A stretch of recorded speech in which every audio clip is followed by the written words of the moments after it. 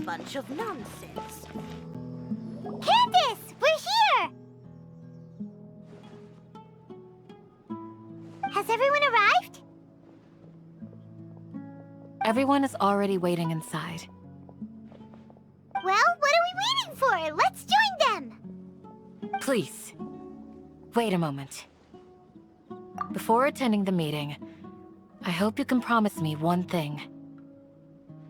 What do you need? Promise me that you won't commit to anything too reckless. What do you think? Okay.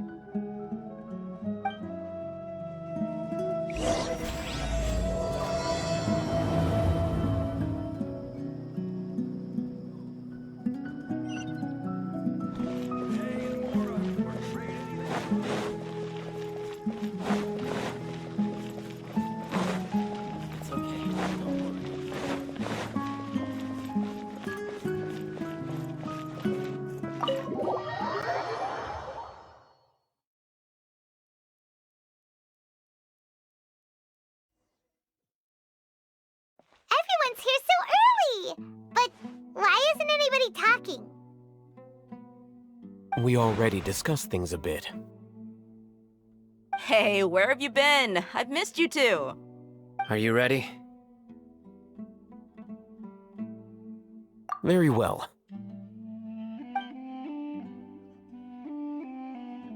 Are you sure this is gonna work? I gotta admit, it's bold. Color me impressed. It's worth a try. The point of discussion is to arrive at a solution. Let's cut the small talk and move to the next point. You're making Paimon nervous.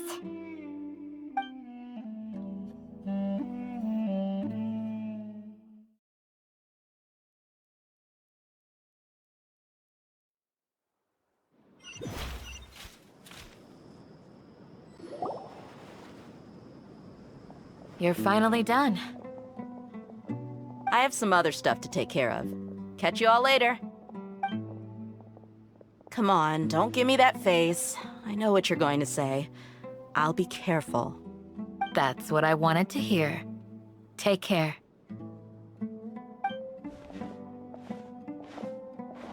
Well, Traveler, Paimon, judging from your expressions, the meeting must have been quite productive. You can tell? I'm not that good at scheming or strategy, but I can sense people's emotions. And based on your reaction, things must have gone quite well. Paimon's a little worried. Hopefully nothing will go wrong. To be honest, I feel the same. But you're already some of the most capable people I know, so you have my trust. Candace gave us a compliment! Your deeds speak for themselves. Candace, we stayed behind to tell you that, although you won't be coming with us, we'll be sure to remember your words. I'm very glad to hear that. I've said the same thing to everyone here today as I said to you when you arrived. Your safety is the most important thing. Only when you're safe can the plan be successful. So you're welcome. And thank you for taking my advice. Good luck with everything. I'll be here in the village praying for you.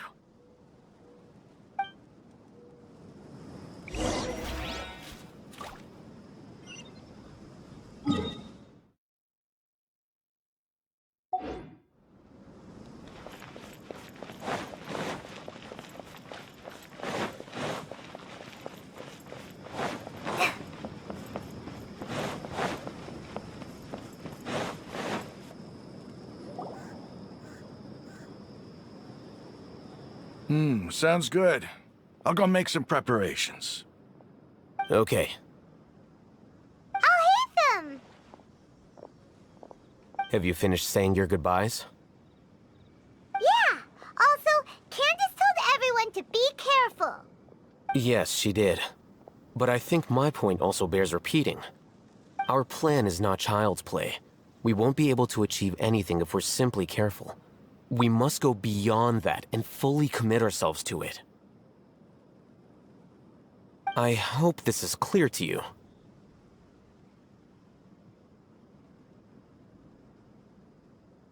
Huh?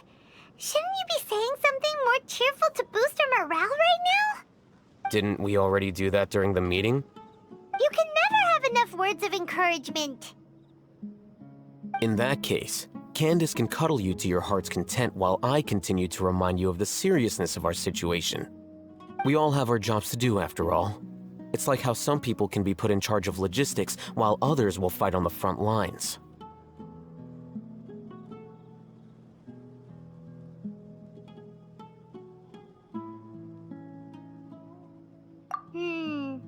Speaking of the front lines, you don't look anything like a soldier.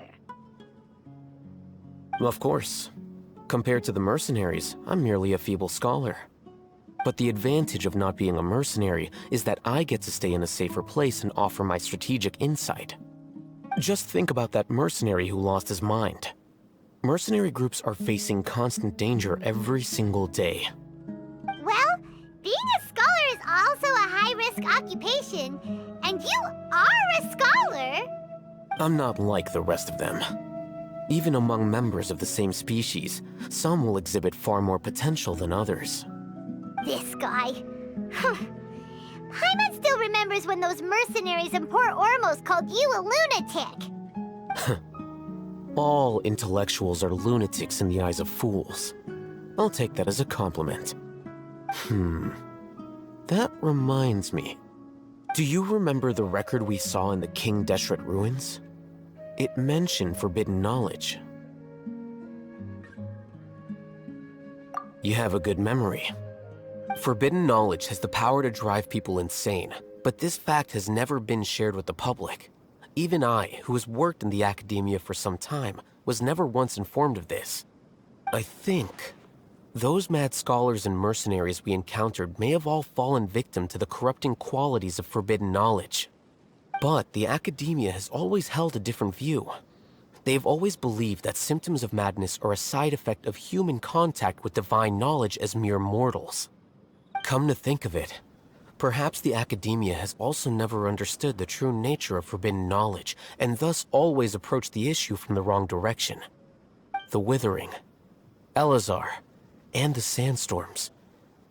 Don't you think what is happening right now across Sumeru is rather similar to the forbidden knowledge pollution that occurred in the desert thousands of years ago? But Paimon thought that Irminsul's disease is what caused the withering in the sandstorms. At least, that's what Tainari told us. Wait a second. Could it be that? Ah, you've connected the dots. The cause of Irminsul's illness may precisely be the pollution from forbidden knowledge. But if that's the case, what should we do? This is huge! Wait. Why do you think Lesser Lord Kusanali would have a solution to this situation? You mean, it's related to the scene you saw when you passed out in the Avidia forest? That whole, the world forget me thing? In that case, it's imperative that we rescue Lesser Lord Kusanali. Only by working with her to save Irminsul can we completely resolve the problems Sumeru currently faces. To make sure we're still on track, I would like to check on the state of some of our preparatory work. Where are we going? To an Eremite base.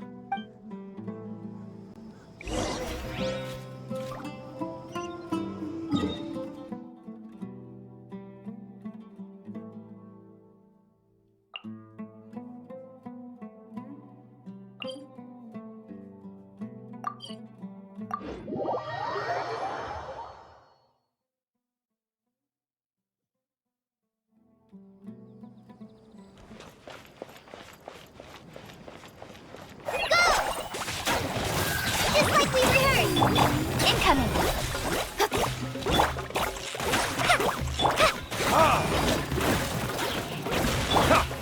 Speed of light!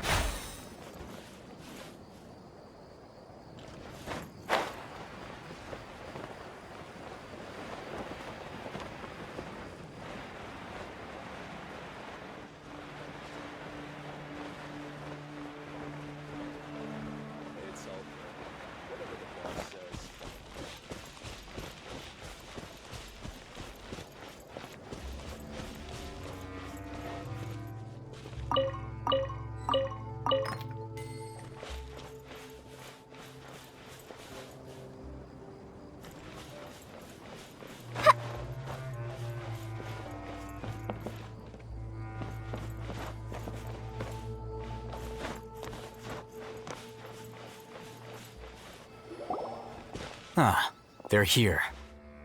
Huh? What are they doing here? I gave them some technical work to do. Ah, it's the scribe. And is that the traveler I see? How's the work going?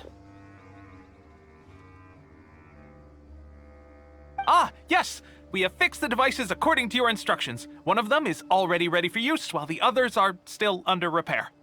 Aren't those devices for canned knowledge extraction? What are you doing with those? Look here. Huh? More canned knowledge? Are you going to put more weird stuff into her head again? What's that look on your face? Are you scared? Paimon's a little scared, but very, very furious! That's an interesting response. Anyway, we're not going to use this just yet. As I mentioned during the meeting, this knowledge capsule contains a decree I drew up in the past. The academia should also have their own copy. And according to the plan we just came up with, Traveler, I want you to record something into this capsule.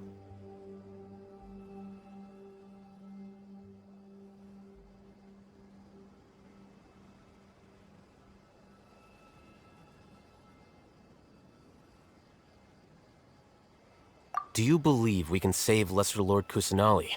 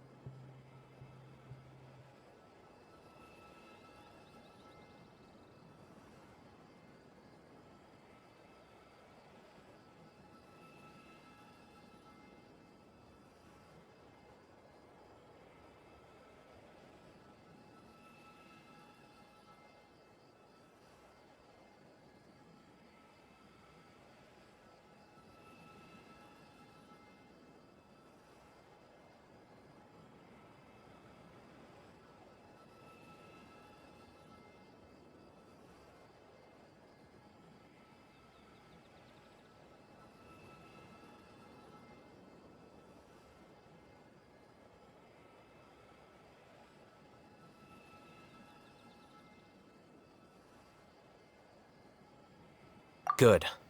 Conviction is the most important part of all of this. Now, please get ready and put on this device. You want us to record our conviction into the knowledge capsule? Yes. Paimon is still really worried. I understand, but trust me, Paimon, this is something we have to do. It's best if you can do as I say. Because, to achieve this impossible task, it sounds like you'll need to fool your own heart first. Although it may feel like a trick, self-encouragement may be the most important tool we have. Paimon can see the point you're trying to make. Imagine this. We have orchestrated our plan and successfully rescued Lesser Lord Kusanali.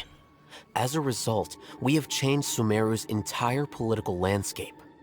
Everything went without a hitch, and everyone recognizes and praises our achievements. Now, open your eyes. Here. What's this? Read it out loud.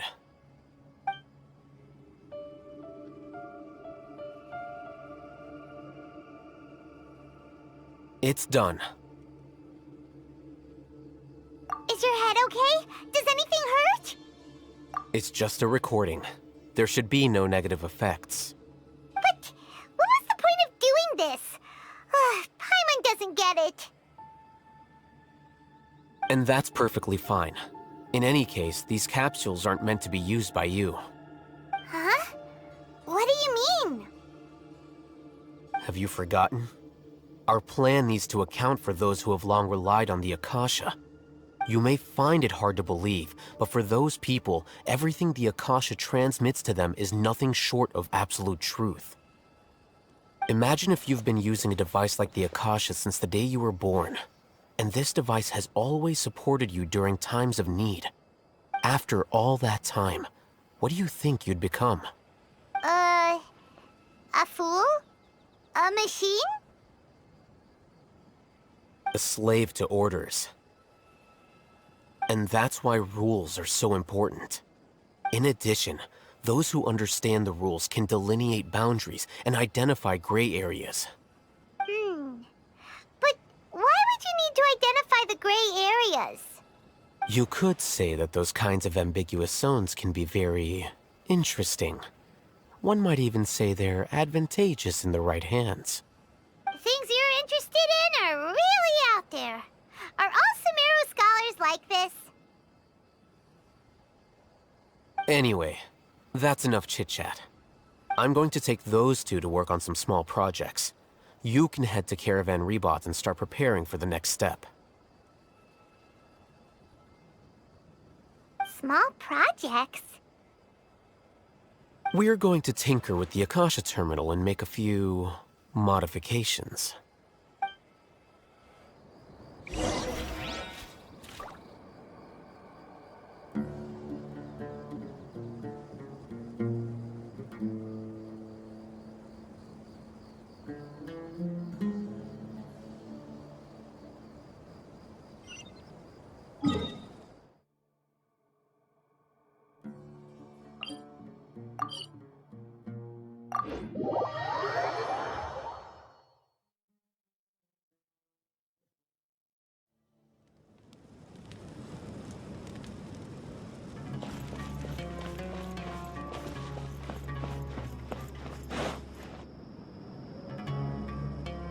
I thought we agreed on a plan. How can you go back on your word?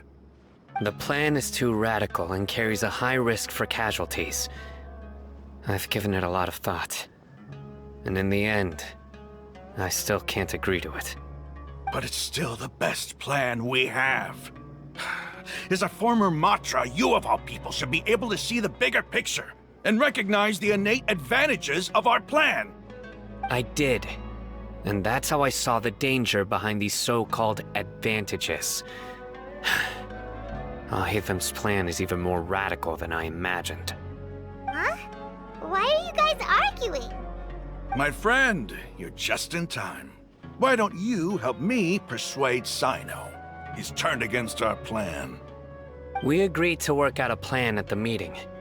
As mercenaries, you're familiar with the local environment, so you'll take care of the specifics. But then, you went to Al-Haytham for suggestions. Had I known Al-Haytham would give you those kinds of suggestions, I would not have agreed to the plan. Look, you already know that we're all on the same side here, don't you? Mercenaries place a lot of importance on their bonds of friendship, but also will not hesitate to make sacrifices if they deem the situation to be sufficiently dire. I'm sorry, but as things stand, I can't accept your principles. Seems you really do understand the ways of the desert. Traveler, Paimon, this is also something you should know. Ramon's plan is to have me work with the Caravan Reebok guards in my capacity as a Matra. We will arrest the mercenaries and escort them into Sumeru City. Wait, how can we work with the guards? We can't get through that wall easily, remember? Caravan Reebok would never let so many unregistered members of the Eremites enter Sumeru City. My plan will clear us of any possible suspicion, and also let us enter the city as a big group. There is no better way. That also sounds like something Al-Haytham told you. Am I right? Doesn't Al-Haytham know how dangerous this plan is? Of course he does. He told me, there is no perfect plan, but this can get the job done. He also said that with the help of Sino and the Traveler, our chance of success would increase significantly. I never blindly trust anyone, and I've always had a good eye for people. I think he made a number of valid points. It's my own choice to trust you. If I make the arrests alone, I can control myself and prevent you from getting hurt. But I can't guarantee that kind of discipline from the guards. To make the whole thing more convincing, you'll need to resist to some degree. Casualties are inevitable once push comes to shove. I'm okay with the deaths of enemies. But now that we're allies, I'm against the meaningless loss of our own. I can't believe a Matra would actually care about us. I've lived a hard life, and I can say that people like you are hard to come by. I've always treated my allies with honesty and respect. They have the right to know important things like this. Now you're making this hard for me. Hey, is there something we can do to help?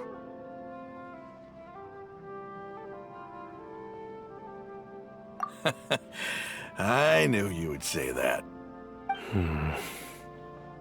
We can help fight some of the mercenaries, which should reduce the number of times you'll have to struggle directly with the guards. That should help at least a little bit.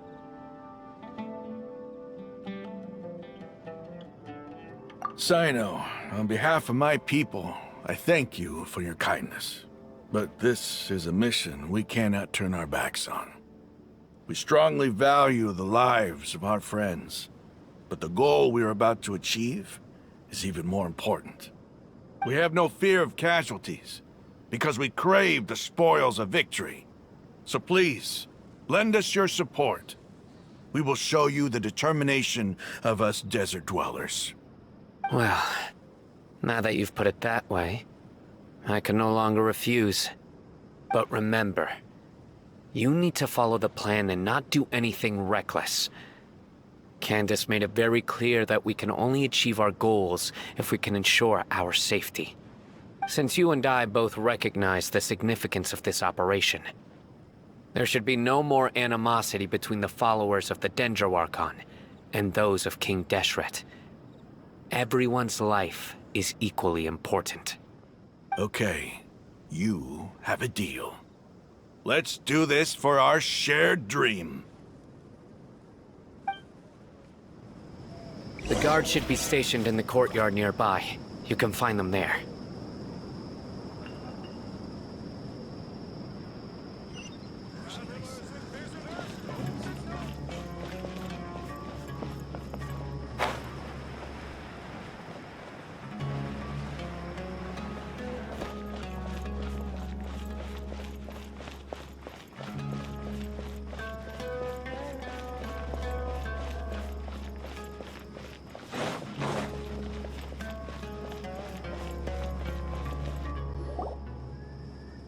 Guards!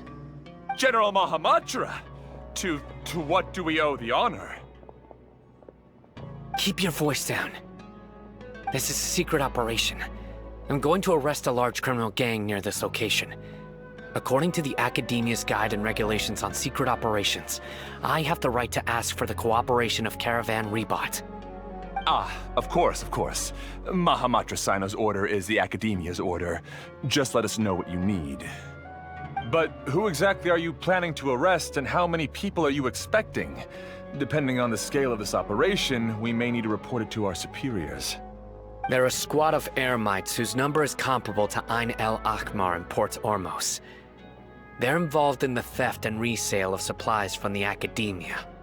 As many as Ain Al Akhmar?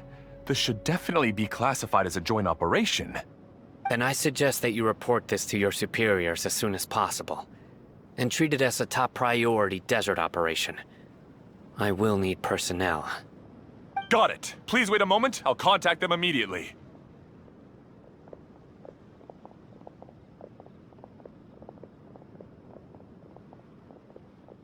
Because this is work.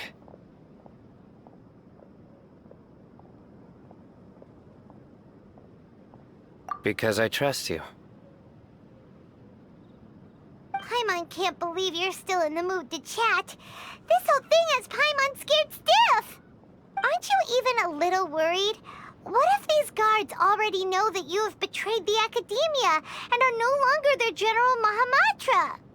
Even if that guard doesn't know, their superiors might, right?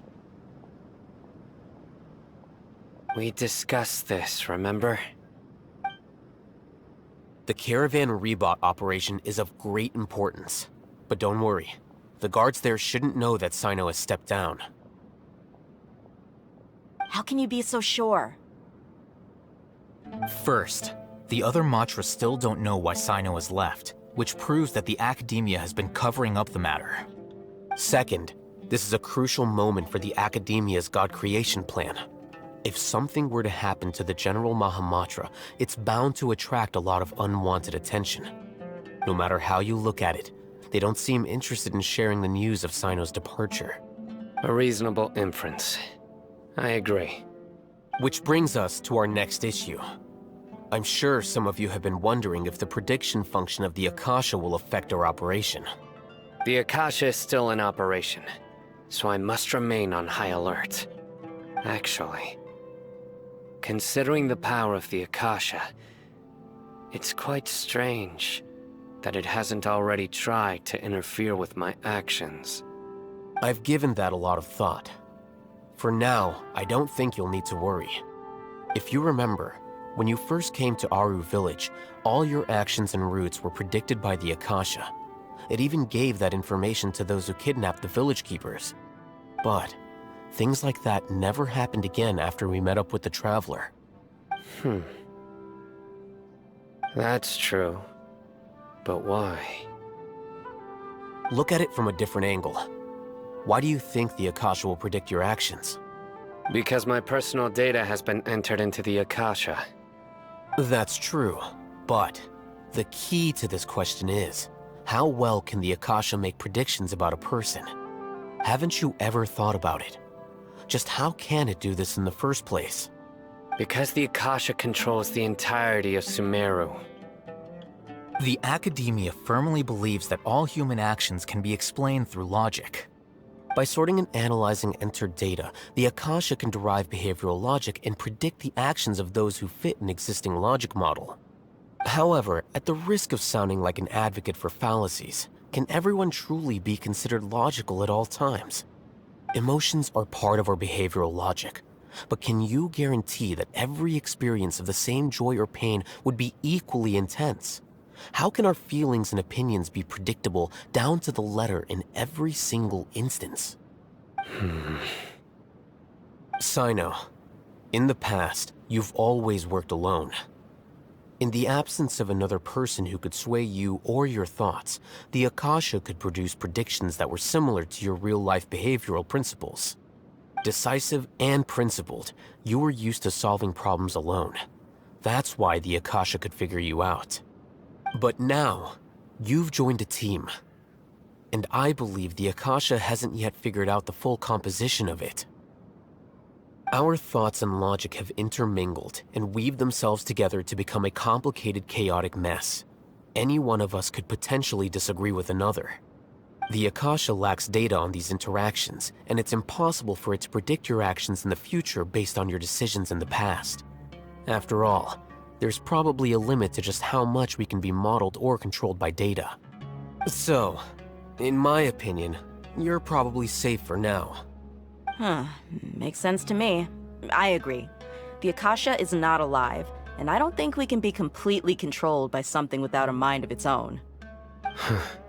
Is that so? I guess there are things that even the Akasha cannot calculate, and people will not be forever trapped by the past. Whew! Paimon's so glad that this is settled. Next time, pay attention during our meetings. Will do.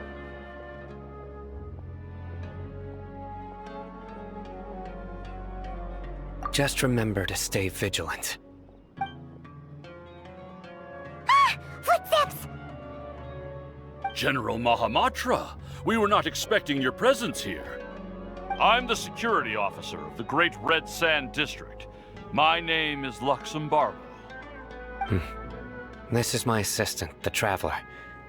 She will be working with me. The construct next to her is for her work. Beep! Construct, beep! What a great honor to meet you. Your golden hair is as bright as the sun. And, is this the latest technology from the Academia?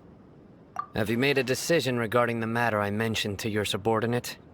It seems to be a dire situation, so of course you will have our full cooperation. To be perfectly honest, I've always longed to go on a mission with someone as well known as yourself. There's no need for flattery. Yes, sir. Take your most elite platoon and follow me to the eastern side of the district. We will carry out the operation there. Understood. Map. Hurry, bring the map!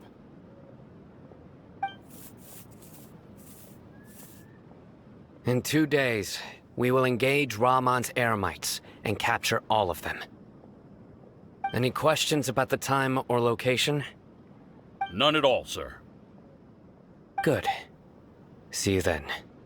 Yes, sir.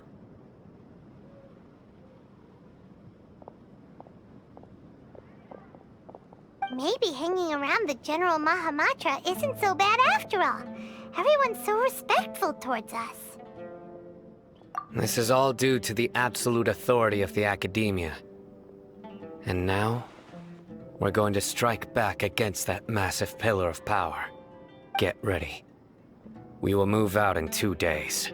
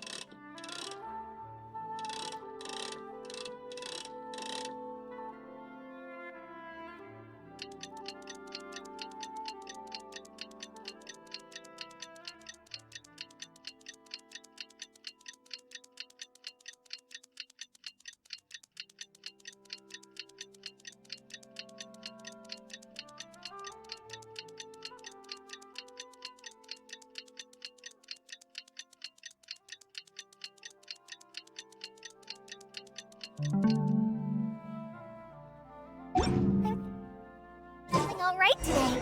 It's time for the operation. Let's go meet Sino in the desert.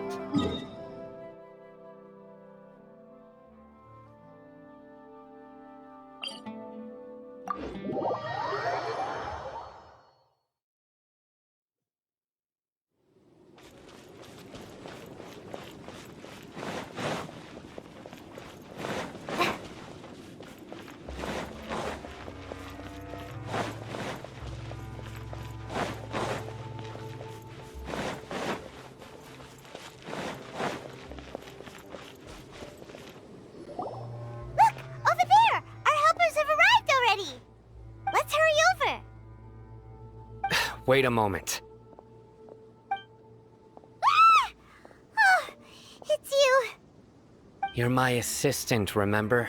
Being my assistant, you must stay with me. Now let's head over there. It's General Mahamatra and his assistants. We meet again. You're here early. It's to show how important we think the operation is. Since this is a big case for the Academia, we are prepared to give it our best. I'm glad to hear your sense of resolve. Remember, we must capture them alive. They are our only leads for the case. If they die, we will be unable to continue the investigation. Understood. Everyone! The Eremites are approaching from the west! Make preparations and be ready for combat.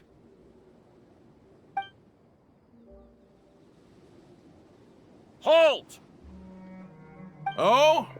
What a warm welcome! What do you want? Judging from those shiny weapons in your hands, it seems like you're not interested in a deal. Rahman, the Academia has caught wind of your smuggling and illicit sales. If you value your life, I advise you to surrender. Who are you supposed to be? A Matra from the Academia? I can't believe you came all this way just to catch us. I'm not here to talk. Oh. Nobody's given me this much time of day since I became a mercenary. Brothers!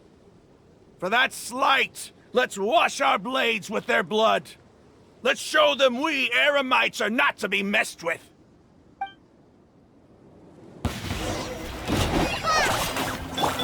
Don't blink. Cut to the chase.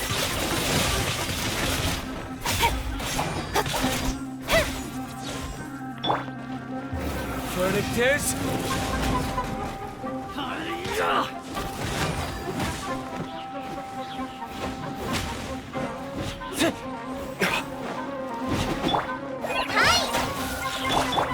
Speed of light. With sword comes shadow.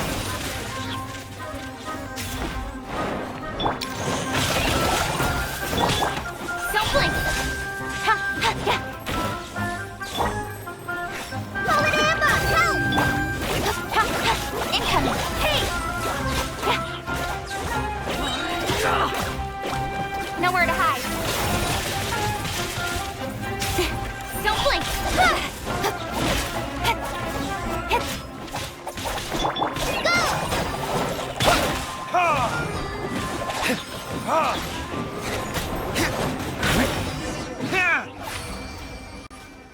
It's over. Ah! We have subdued them. The operation is now over. All Eremite mercenaries and related personnel in the area have been arrested. Ah, you pitiful Dendro Archon dogs! You'll regret this! I'm afraid you'll regret it first. King Jeshred will curse you, and you will all! Silence! Oh, Restrain them and take them back to Caravan Rebot. Count their numbers and send them to the Academia as instructed by the General Mahamatra. Yes, sir!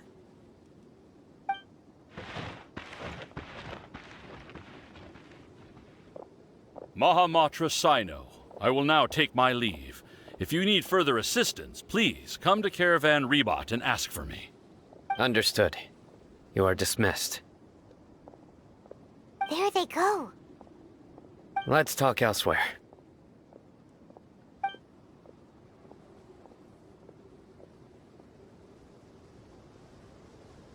This part of the plan went really well.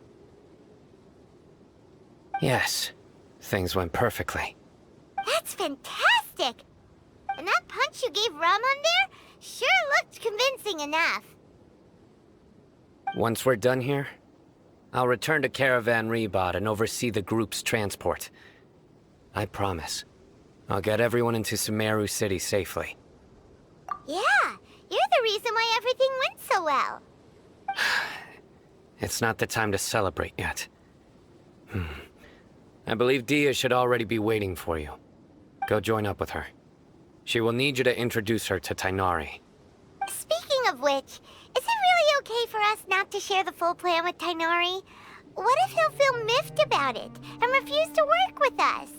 I have a very close relationship with Tainari. Given how well we know each other, I believe my message alone should be enough to bring him to our side. He knows I won't make jokes about things like this. If we need help, Tainari is the best option. Get ready for the next phase of the plan. Don't keep them waiting.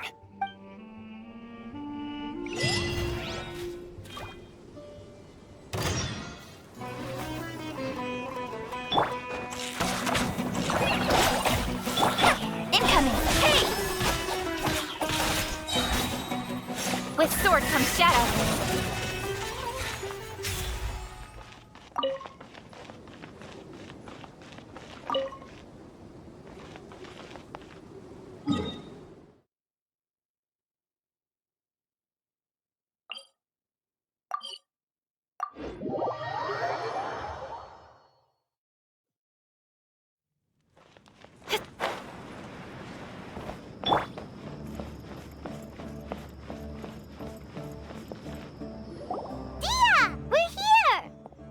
It's about time. Didn't you say our part of the plan is the most important of all? And here you come rolling in late. In the time it took you to get here, I already did 5 laps around the place, downed 7 drinks, and even did some clothes shopping. Sorry. We didn't mean to keep you waiting. I just wanted to fix your attitude and rub it in a little. After all, you took your sweet time getting here, and we've got important stuff to take care of.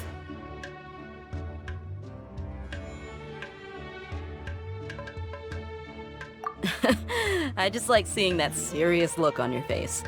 All right, I'll stop. All joking aside, I'm glad you're here. Let's get moving and take care of this as soon as possible. But where should we start? Our responsibility is to get a status update on the Fatui Harbinger known as the Doctor.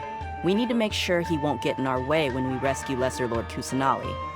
Dealing with an institution that controls all of Sumeru is already hard enough.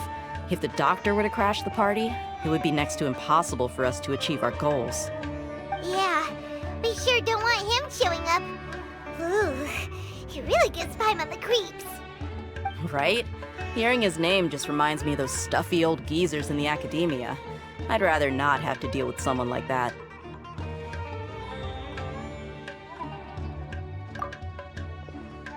According to the plan, we should first go to Pardis DI and ask for Forest Watcher Tainari.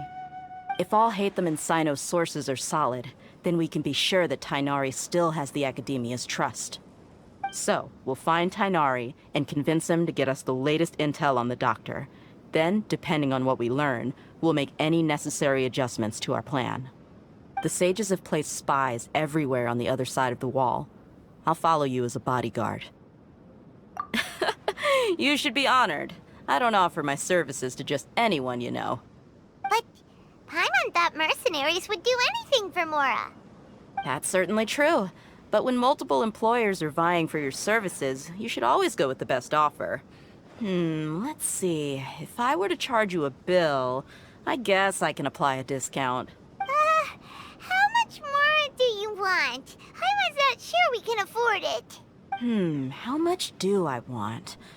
Hey, how about paying me with a smile? What do you say? I haven't seen you smiling much recently. If you ask me, someone like you must look lovely when they smile. Come on, give me a smile so that I can be less worried. Looking good! I hope this pretty smile will become our lucky charm. There are many kinds of smiles, but only a truly joyous one can bring blessings to others. Let's consider this smile a down payment for our future victory. Let's go. It's time to pay a visit to Pardis DI.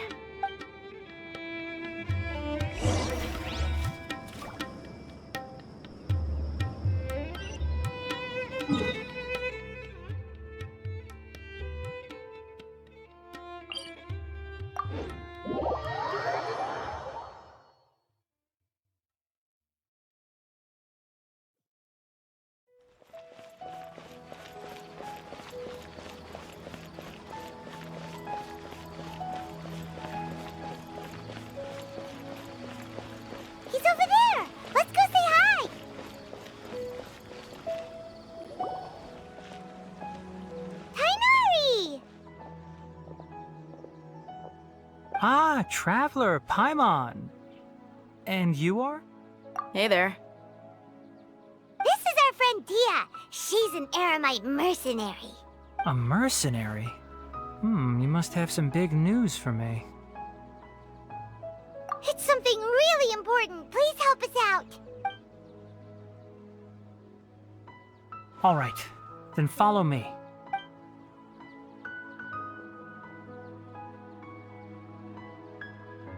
This place is better. We won't be disturbed by any passerby. Okay, what is this important thing you want to ask me? The doctor, huh? He's that strange-looking Fatui Harbinger with the mask. Paimon thinks he has blue hair. Yes, I know him. Actually, he left Party's DI just a little while ago. He left already? Yeah, he came looking for me. Can I ask what it was about? Sorry to ask you like this after having just met, but your answer is very important to us. For now, all we can share with you is that your friend Sino is working with us. Sino, you say? I see. So that's why he hasn't been at the Academia. Okay. I will answer your questions and will assist you any way I can. You don't have to tell me everything that's happened. Sino's name really does work wonders. You're not even a little worried that we might have made it all up? Despite having just met you, I can sense that you're the serious type. Between you, the Traveler, and Sino, none of you strike me as the type that would conspire to deceive me. You don't need to tell me anything you don't want to. I'll also get straight to the point. The Harbinger you mentioned came to me because he wanted to take the scholar Hypatia away with him. Hypatia? Why would he want her? And what do you mean by take away? Is he planning to leave Sumeru? Yes. He told me his return to Snezhnaya is imminent.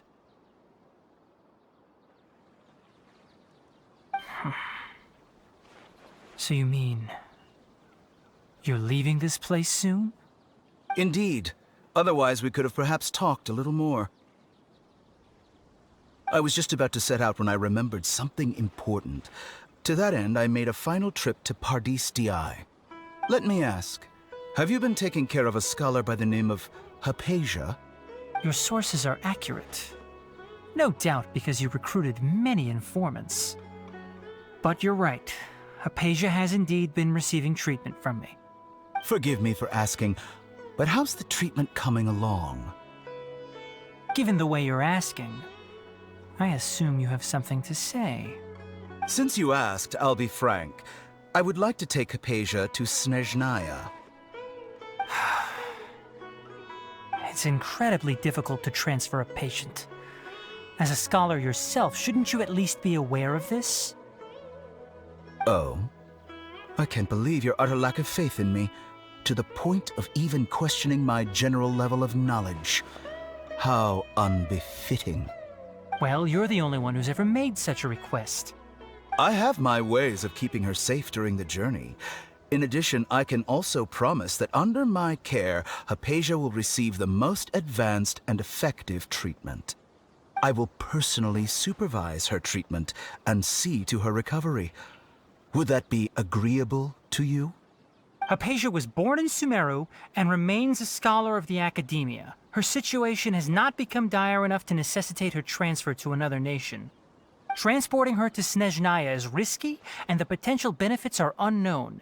As the person currently responsible for her treatment, I cannot possibly sign off on this transfer. Your suggestion is rude and reckless.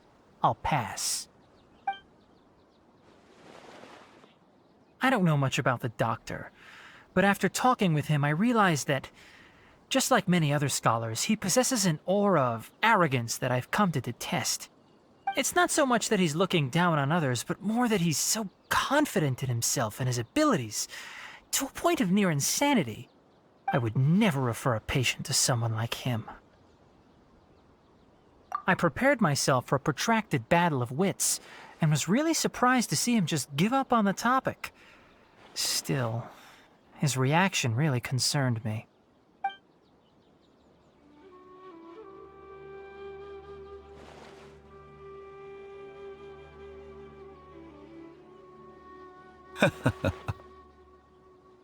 I see, I see.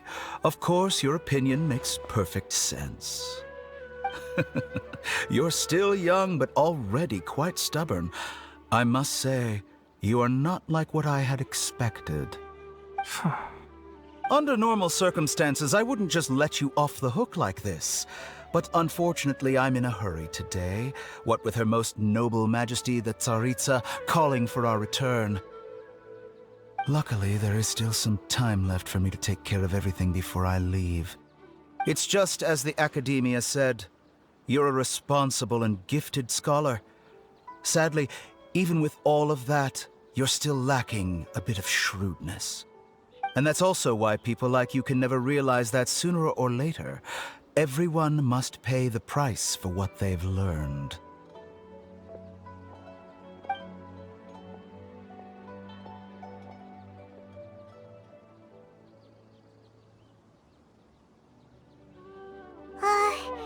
Paimon can't help but feel like he's hinting at something unpleasant.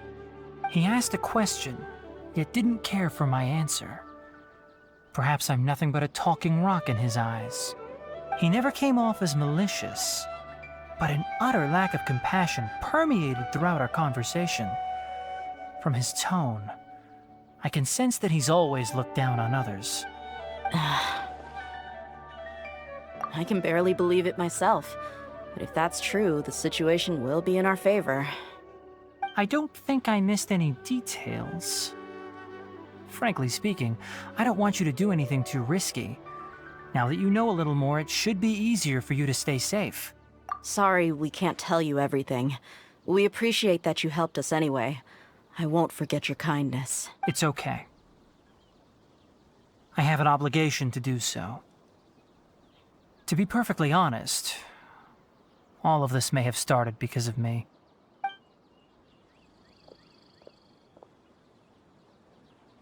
Recently, my master wrote several letters to me, asking me to return to the Academia and assist him with his research. Hasn't he already asked you several times before? Yes, but there's something off about this most recent batch of letters. The handwriting and tone are both familiar, but some details have been omitted. My master will occasionally leave a few dots on the back of the letter. 1 dot means that he wrote the letter on a sunny day, and 3 dots stand for a rainy day. This has been a habit of his for many years, but I didn't find any dots in his recent letters. I believe something may have happened to him. I get it. Since you are always at Gandharvaville, you would like me, someone already working at the Academia, to investigate this matter, right? I'd like to ask you to do that for me. If you can keep yourself safe, please withdraw immediately at the first hint of danger. I can do that, but I have a feeling it won't be that simple. The Academia has been working on a big project. I'm not quite sure what it is, but your master might be involved with it. If the higher-ups really are hiding something, then it will be difficult to remove myself from the situation once the investigation starts. If the situation becomes critical, I'll leave the Academia. If you don't see me there for an extended period, that's your cue. All right, we've got a plan. I'll stay at Gandharvaville to support you.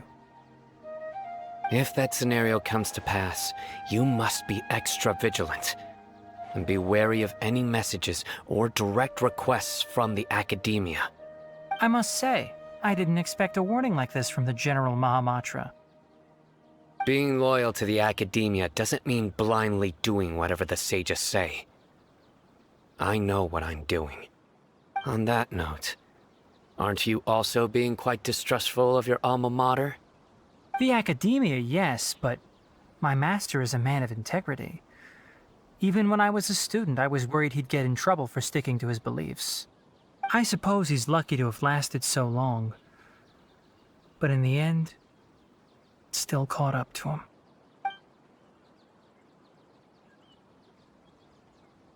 I see. So you noticed something was up with the Academia from the very beginning. This may well be how Sino became involved in all this. In that case, I must keep my promise and help you however I can. Also, if you run into Sino again, please help me pass on a message to him. Trust your own senses and experiences. I think this may be something he needs to hear right now. Okay, we'll find a chance to tell him. Thanks. Right. Now let's go hunt down this Harbinger. Oh, by the way, which way did the doctor go when he left Pardis DI? That way. Gotcha. Thanks so much. We'll be on our way.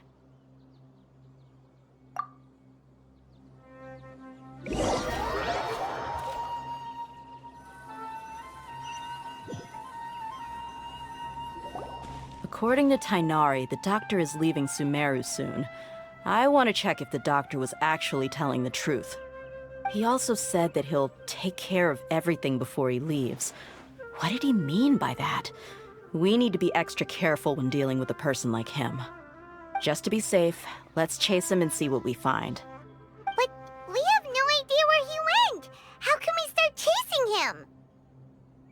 We'll do it the mercenary way. I'll find leads as we go. All you have to do is just follow me. That Harbinger may have tried to cover his trail, but he still left some traces. Or perhaps he never even thought about concealing his whereabouts. Maybe that's just how arrogant he really is.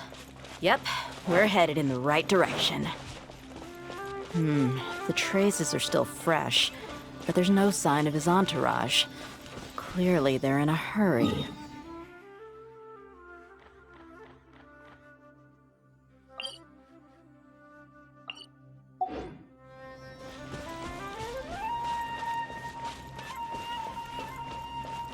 It's just as I thought.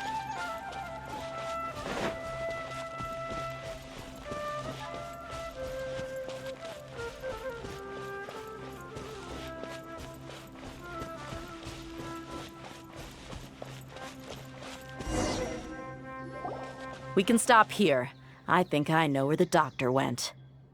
To the south of here is Port Ormos, which seems to be where they're headed. Port Ormos? They're going to leave by boat? That's right. Let's go to the port and have a look for ourselves.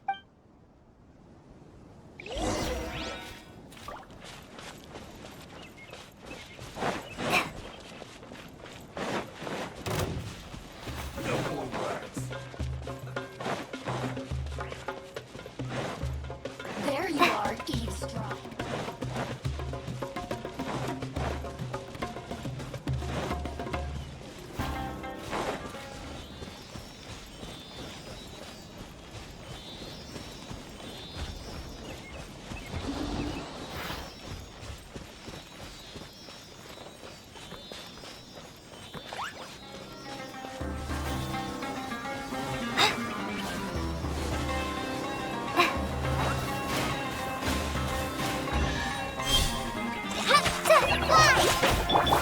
Speed of light! You give, you receive. Incoming!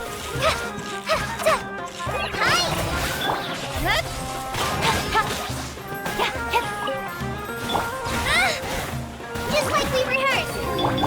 Don't blink!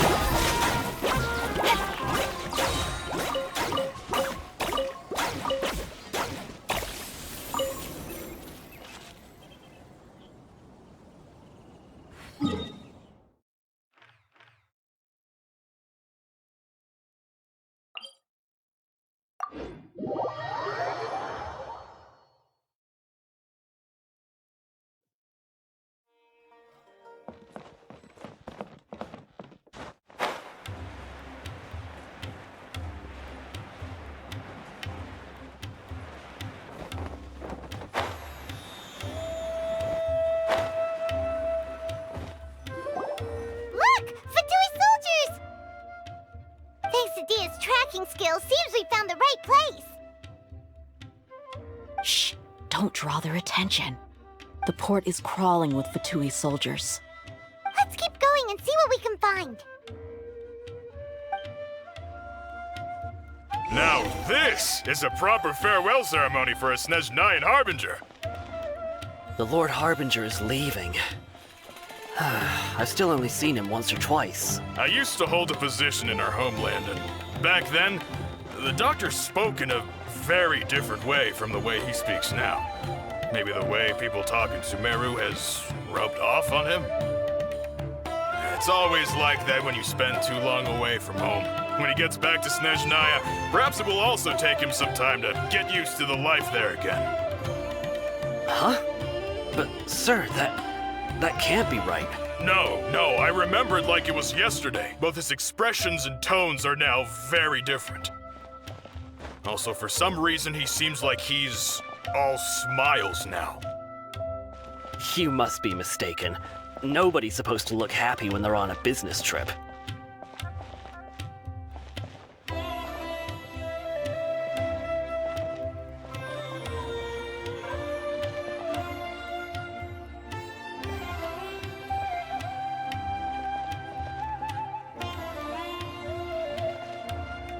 The doctor is on that boat.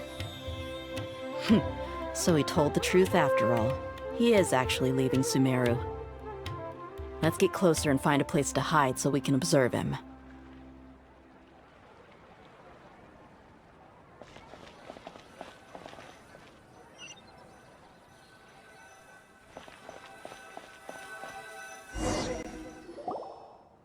This place will do. We can hide here while we keep an eye on the boat.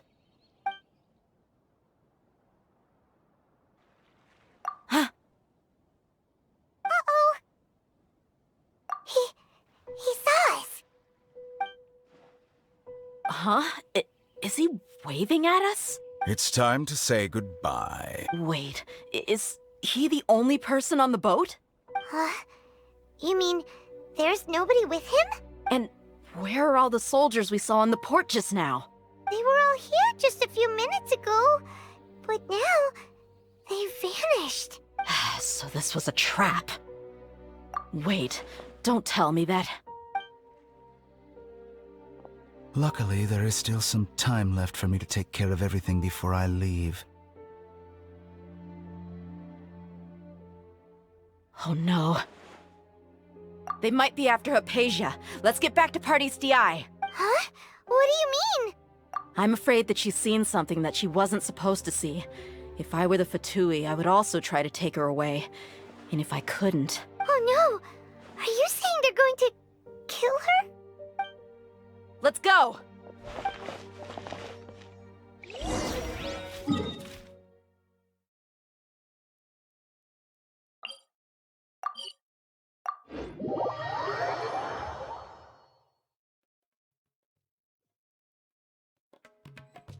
Pardees DI is not a place you Fatui can just show up and do as you please.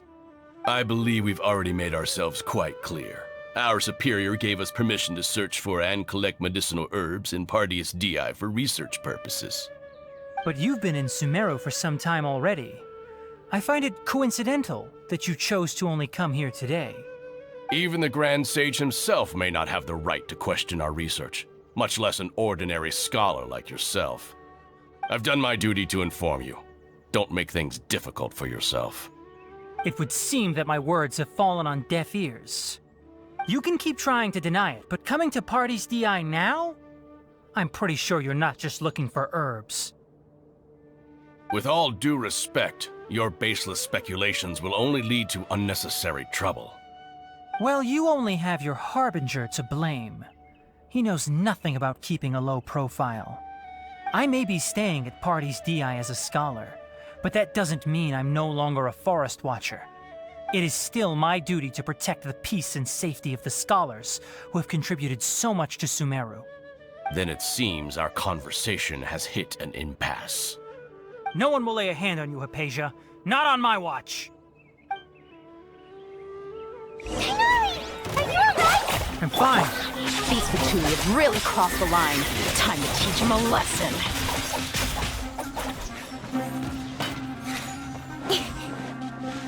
Detoxifying heat! Don't blink! Hurry up! Allow me! Billowing surge! Unfortunate fault!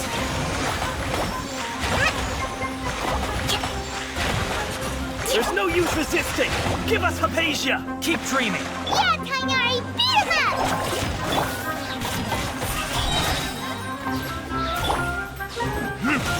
Time for retribution! I will end you.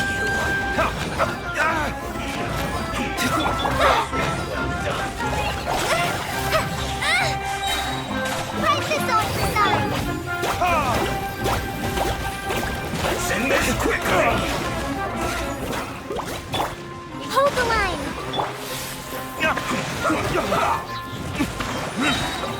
Burn! I guess this is it. Go! You need to hurry up!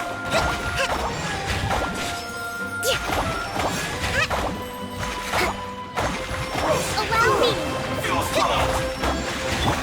Hi! Speed of light! Nowhere to hide! The doctor's orders are absolute! Yeah? You've been someone's lapdog for so long that you don't know anything else now!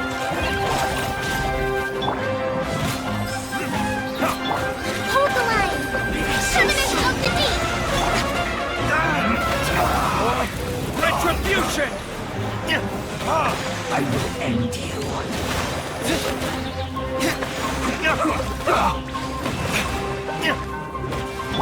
Polyamma, help! Incoming! With sword comes shadow. We're not getting anywhere. Traveler, Paimon, please go to Hypatia. We need to make sure they don't try to sneak around and attack from behind. Got it! Hypatia's still here. Doesn't look like anyone's broken in.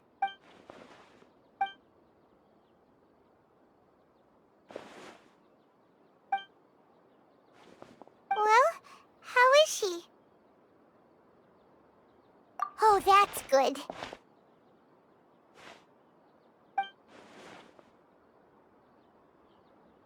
So, you think this is over?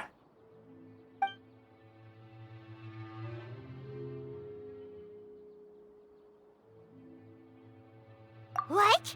The Balladeer is here?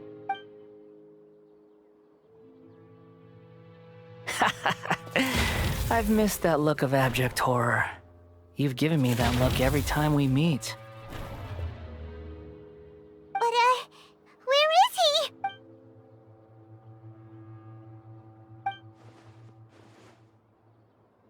I can hear all of your thoughts, you know. Don't you remember? I already saw you the first time you came to Party's DI and made contact with Hypatia. I didn't need to do anything. It is her honor to be able to connect her consciousness with me. Who are you talking to? It can't be the Balladeer, right?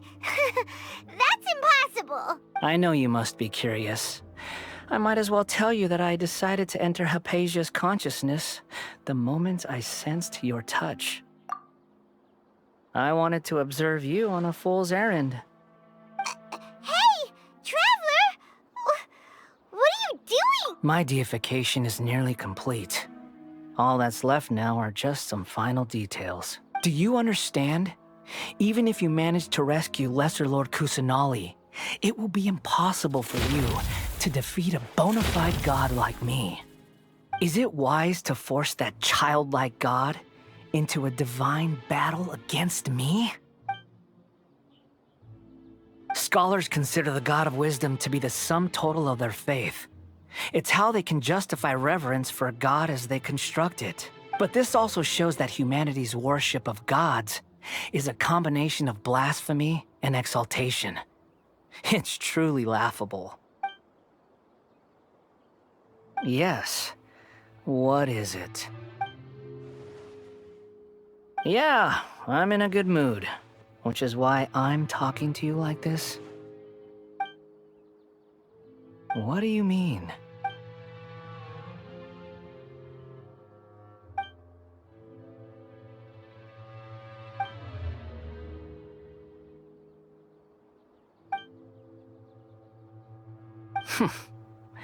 Those words almost make you sound like a friend who actually cares, but you're wrong.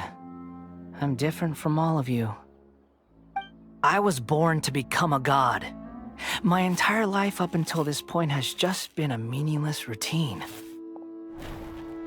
Just think about a sheet of paper. By itself, it holds no meaning. The content recorded on it is what gives it value. All I had recorded down before were some painful memories and boring human feelings. Such senseless drivel should have been erased a long time ago. Indeed, to me, the sight of you fools in your futile struggles is far more amusing. Tell me, just what has this world done for you to protect it with such zest and conviction? I'm connected to your consciousness, so I can hear what you're thinking and sense the depth of your determination. This is a good conversation we're having. So here's a word of advice. Let go of your misguided guardian complex. You know nothing about the truth. It'll be for your own good, as well as everyone else's. Humans are a species that can only find bliss in ignorance. Ah, you've seen my affection for her. If you were in my position, I think you'd feel the same way. She peered into my consciousness and saw my past. Someone like that is qualified to become my first follower. All gods need followers. So Hypatia has been chosen. Her appearance heralds my imminent arrival at the throne of divinity, while her worship shall become my glory.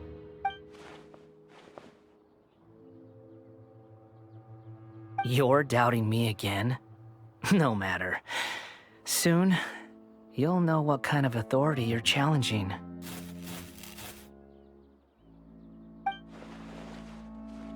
Who wants to hurt my devout follower? The doctor wants to hurt my first follower?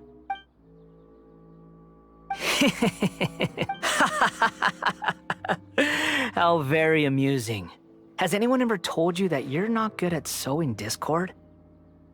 The doctor has never known his place.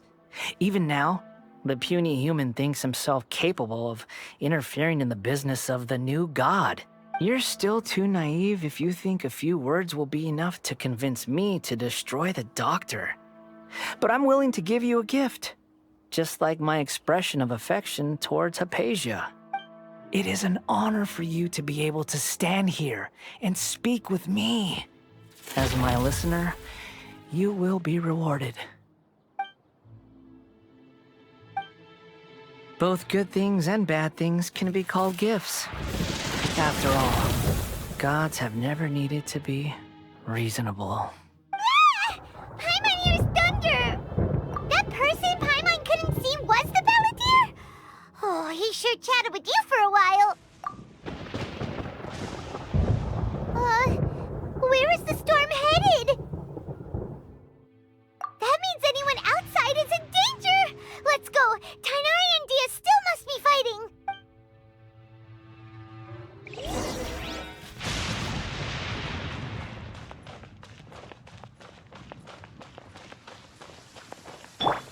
Thrust and rebuild!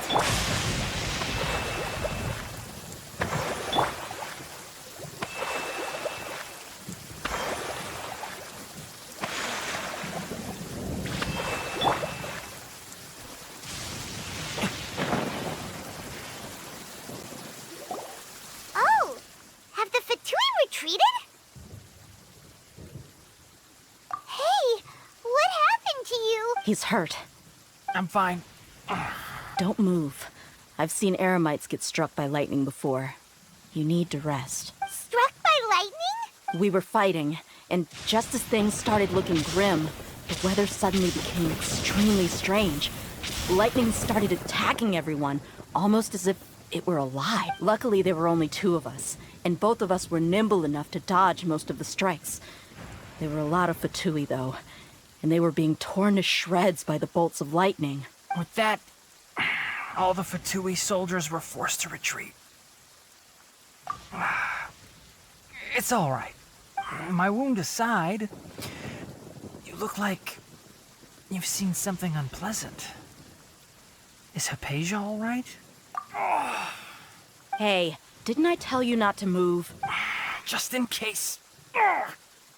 Let's go to Hypatia's place and talk about things there.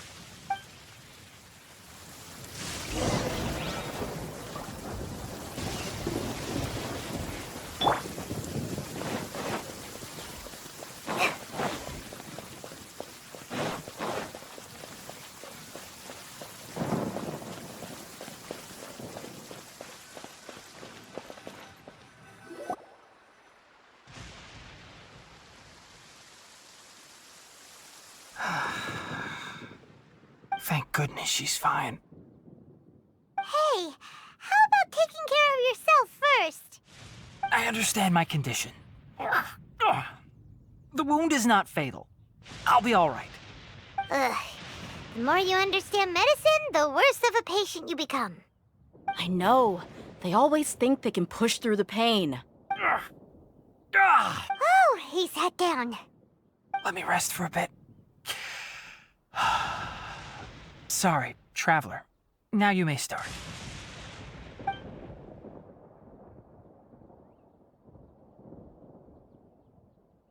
So that's what you were talking to the balladeer about? Oh, Paimon can't believe what he's thinking. The Academia's God creation plan. How ridiculous. That sounds, ambitious, I guess? Anyway, this is all way beyond me. As long as I can enjoy every day with a drink in my hand, tasty food in my stomach, and a good night's rest, that's enough. I'll only work when I have to.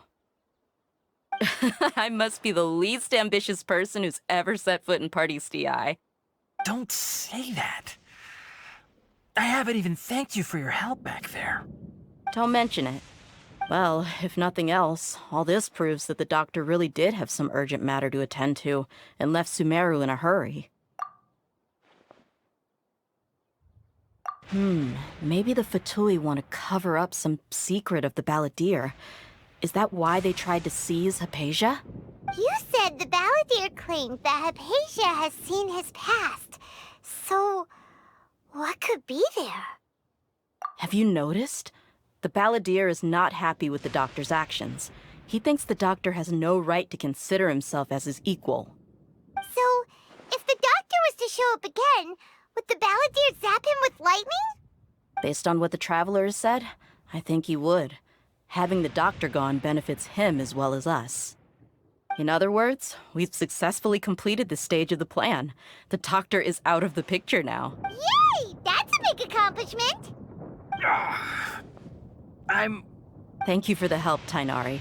Make sure you rest up for now. Yeah. Okay, that wraps things up for us here at Party STI.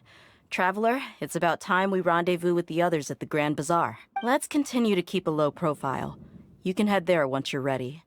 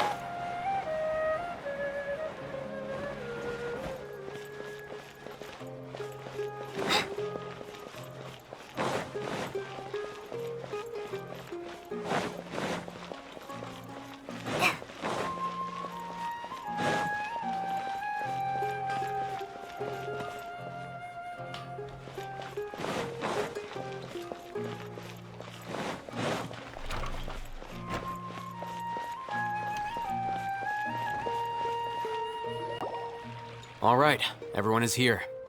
How did everything go? Any luck with your missions? Let's report back one by one. I'll start first. We've made the necessary modifications to the Akasha terminal. In addition, the props required are also ready. I'll go next. The Traveler and I went to Party's DI. The situation was a bit complicated, but we found Tainari.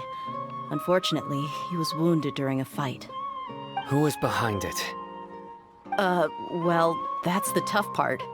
What should I say, Traveler? The Fatui or the Balladeer?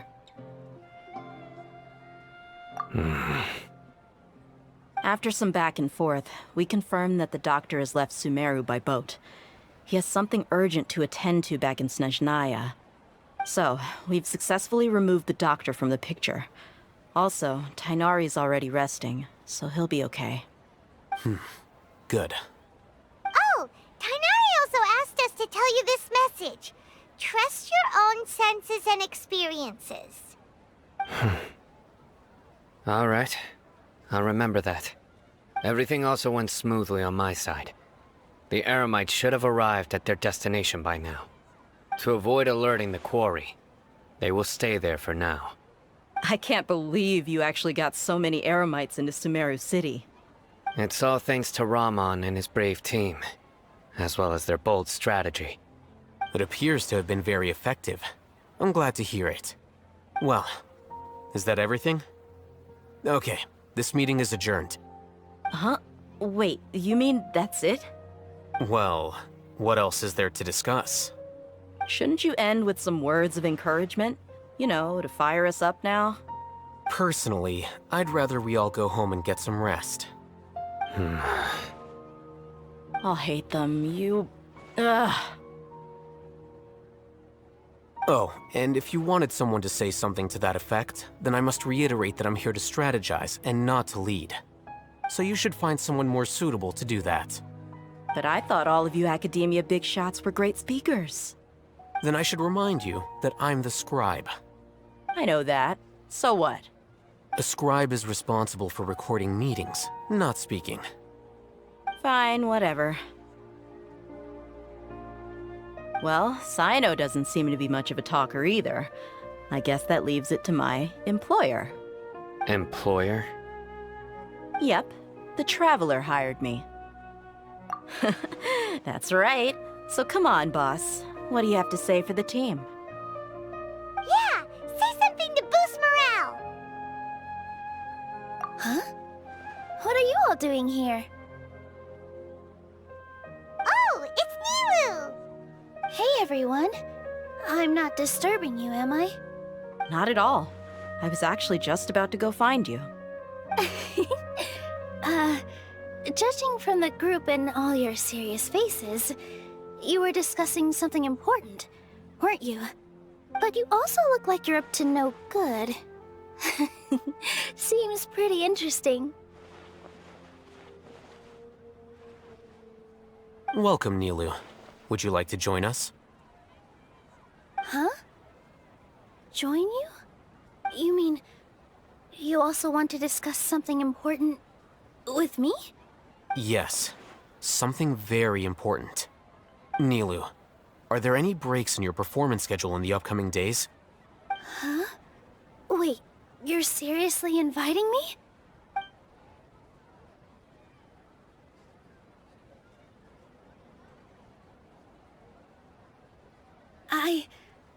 I can't believe my ears. You are truly the bravest and most passionate people of Sumeru, well, that I've ever met. Ahem. Oh, right. The Traveler and Paimon are not from Sumeru, but you are awesome as well. That's right. I must admit that I'm a little scared, but I'll try my best for Lesser Lord Kusanali. If I can somehow use my abilities to help you, then count me in. Remember, believe in yourself. Okay, I'll get my friends at the Grand Bazaar to help us tomorrow. Just remember not to say too much. Be discreet. Yep, you got it. All the preparations are done. Now, Can we finally conclude this meeting? So, have you thought up what you'd like to say, boss? Yep.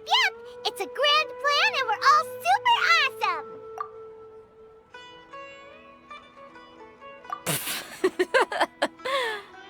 Well said. A good night's rest before an operation can be the difference between success and failure. Thankfully, I've had my place to myself recently. It's been nice and quiet. Huh? Oh, nothing. Alright, let's all go home and get a good night's sleep so we can be up early tomorrow. Okay. So I guess that means it's time to say goodnight now. Yep, good night everyone!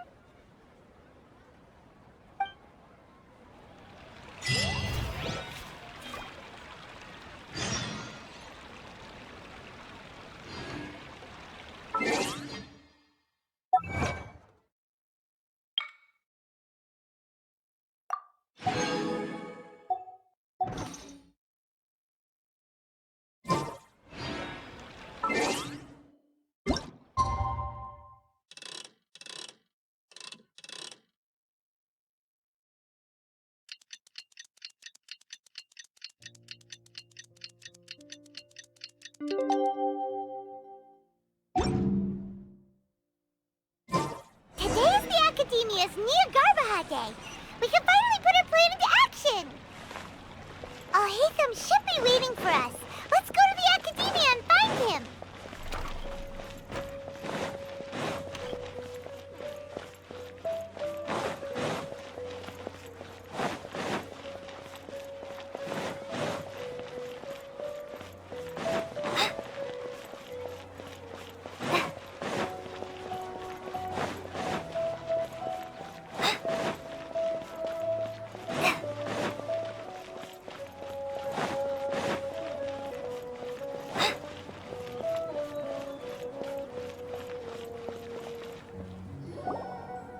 Hello, you two. Sleep well? Not really. Paimon got too nervous thinking about today and didn't fall asleep until the sun was almost up. What about you, Alhaitham? Naturally, I slept just fine. After all, a good rest should be considered part of the plan, since energy is an important resource. You just want to show off how calm you are. It's crucial to dissipate any tension before we execute our plan. The only thing you're doing is being annoying. Anyway, do you need me to go over the game plan again?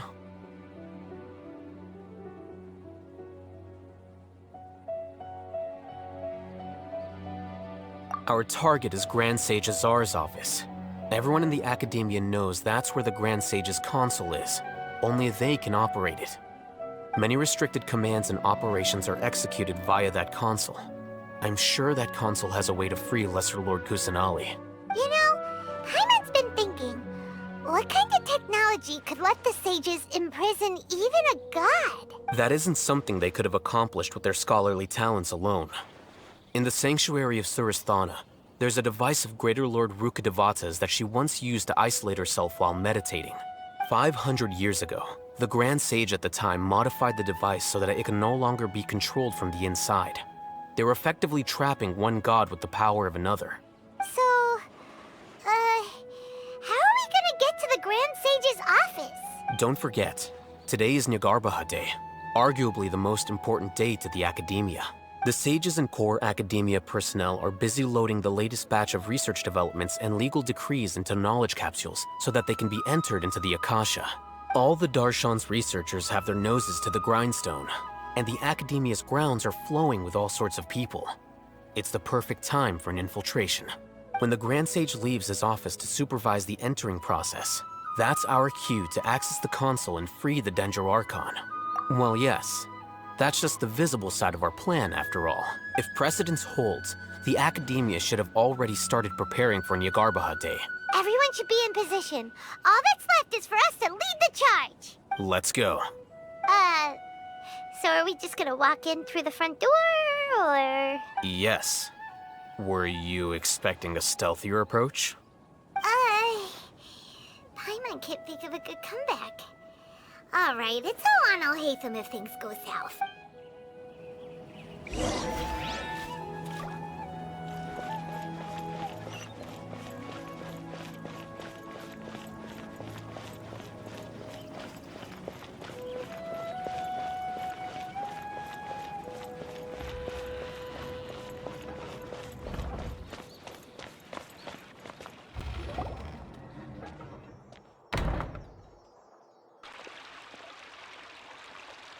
Scribe? Please, wait. Are you Scribe Alhaitham? That's me. Is something the matter? I'm in a hurry. No. I was just surprised to see you here. I had heard that the sages were looking for you not long ago, but I didn't know what for. And, also, please don't bring outside guests into the academia. Outside guests? How did you arrive at such a conclusion? Your groundless inference shames the Haravatat Darshan. What did you say? I'm the top student in Haravatat, and I earned 3rd place at the last Inter-Darshan debate. Don't look down on me! That wasn't my intention. As your Haravatat senior, I just assumed that you possessed a greater aptitude for critical thinking. Look, based on what you already know, the purpose of my return and the reason they're here should be... Is that so? Wait a moment. Let me think. Don't tell me the answer. The sages search for you. A blonde-haired traveler. Outside guests. So, from the start, the sages weren't looking for you, but this traveler? And you were gone from the academia for so long because... Hey, shh. Yes, you've proven yourself as the top student in Haravatat. I surmise you've arrived at the correct conclusion. As I expected. Please, forgive me. I wasn't thinking clearly just now. Thank you for getting me back on track. It's nothing. We'll be on our way then. All right. Thank you for your contributions to the academia, Scribe.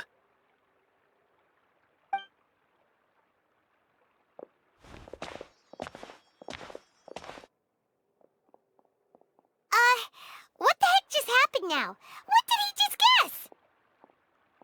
I'm afraid I don't know either. You have no idea? Mm-hmm. He convinced himself of whatever truth he came up with. That is the so-called pride of a scholar. If someone questions their academic facility, they will instantly feign understanding to keep up appearances. Nowadays, the academia is rampant with this type of scholar. Their obvious farces of intellect only serve to highlight themselves as fools. Wow, so there are special ways to deal with smart people. We don't even need to make up our own excuses. We shouldn't waste any more time. It would be problematic if we missed our window of opportunity. Let's go.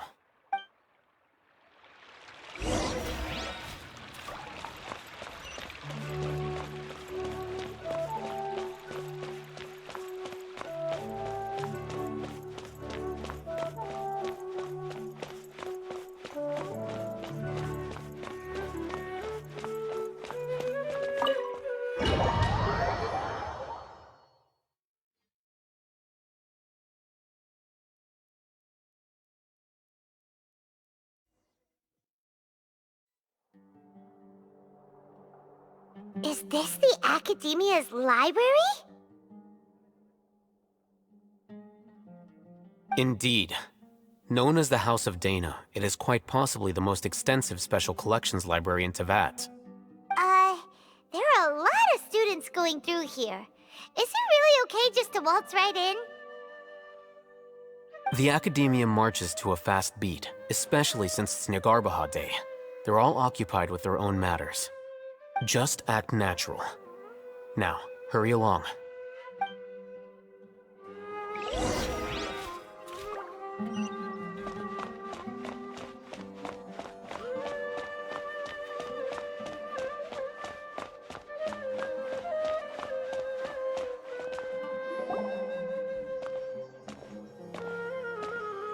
What's this platform for? It's a lift that Academia personnel use to access higher floors. Are we gonna take it then? The Grand Sage's office is up there somewhere. No, not right now. We can't guarantee that we won't run into the Grand Sage. Let's step back and observe for now.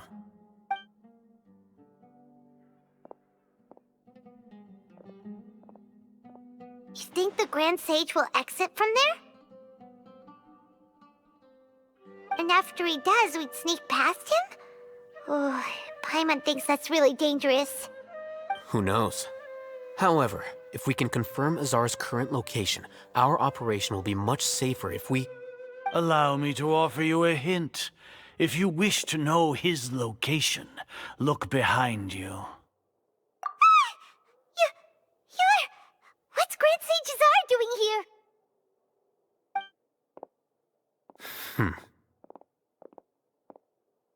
Do not tell me you believed the Academia would not grow suspicious of you after such a prolonged absence, scribe.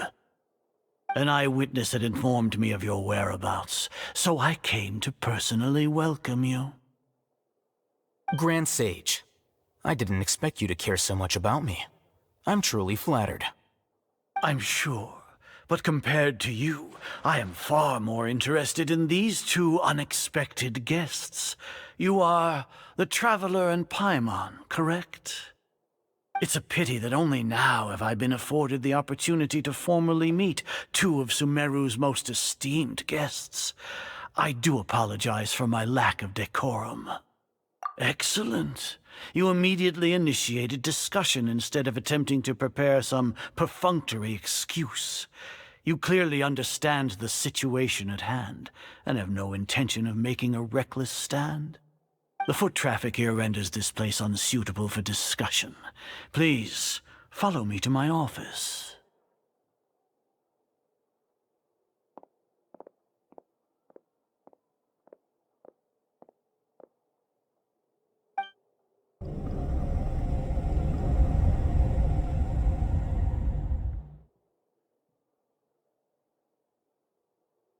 This place is crawling with guards. There's no way out for us. All right then, Traveler. What did you wish to discuss with me? Today is Niagarbaha Day, so I still have many responsibilities to attend to. There is little time for idle chit-chat before I detain you all. You seem to know quite a bit about our endeavors. If that is so, then you should be praising our great work, rather than using your trivial misgivings in a futile attempt to sway me. Trivial? Then tell me, what do the Fatui want from me? Worthless. Those are all completely worthless. Benefits, divine power. These materialistic words do nothing but debase our great work, creating a god. Yes, we are using human wisdom to create a god. If humanity cannot attain omniscience and omnipotence, then we shall create a god to reveal them. This is the pinnacle of human wisdom. We shall regain a god's guidance at long last. No longer will we flounder in the interminable void of consciousness and knowledge. Even Ermin's soul will be freed from its plight. For our nation of scholars, this is the ultimate aspiration. No cost is too great to realize it. You will never understand the rapture of having a god be born within your very hands. With your degree of knowledge, you cannot even comprehend such an emotion. Gods exist on a plane that far eclipses humanity's. Lesser Lord Kusanali, what can she even do? Care for the people? Fend off sandstorms? Fabricate silly fairy tales? These are but child's play for the Academia. Does that make us equal to the gods? We are a people favored by Greater Lord Rukkhadevata. Though I may have personally not seen it, our forefathers bore witness to true wisdom. The ascension of the Lesser Lord has brought nothing but bewilderment to the scholars. They all ask, is that truly what true wisdom is supposed to look like? With that in mind, it is better to keep her isolated in the sanctuary of Suristhana. so our academy will not become embroiled in turmoil. What a pathetic justification! Do you really think that only the super smart or powerful should be able to call themselves gods? As per your judgment, Grand Sage, they are indeed dangerous individuals. Not only are they acting against the academia, but their ideologies have the potential to lead scholars astray. Looks like there really was merit in my assignment. Oh, Hatham? Are you talking about us? Anyway, I've brought them to the academia as ordered, but it took some time and trouble. Oh, that reminds me. Here's the investigation report you had requested. It's a summary of my time spent with the Traveler, an array of information about her ready for your perusal. Oh, Hatham! So you're still on the Academia's side! We finally started to trust you!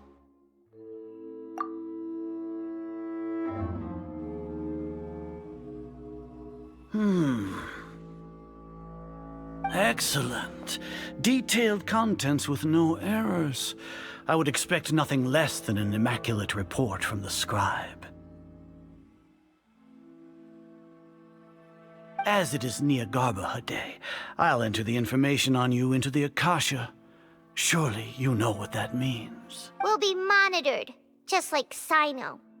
With the Akasha's calculation prowess, all of your actions will be predicted with an accuracy of at least 98%. Furthermore, your data will be updated in real time whenever new information presents itself.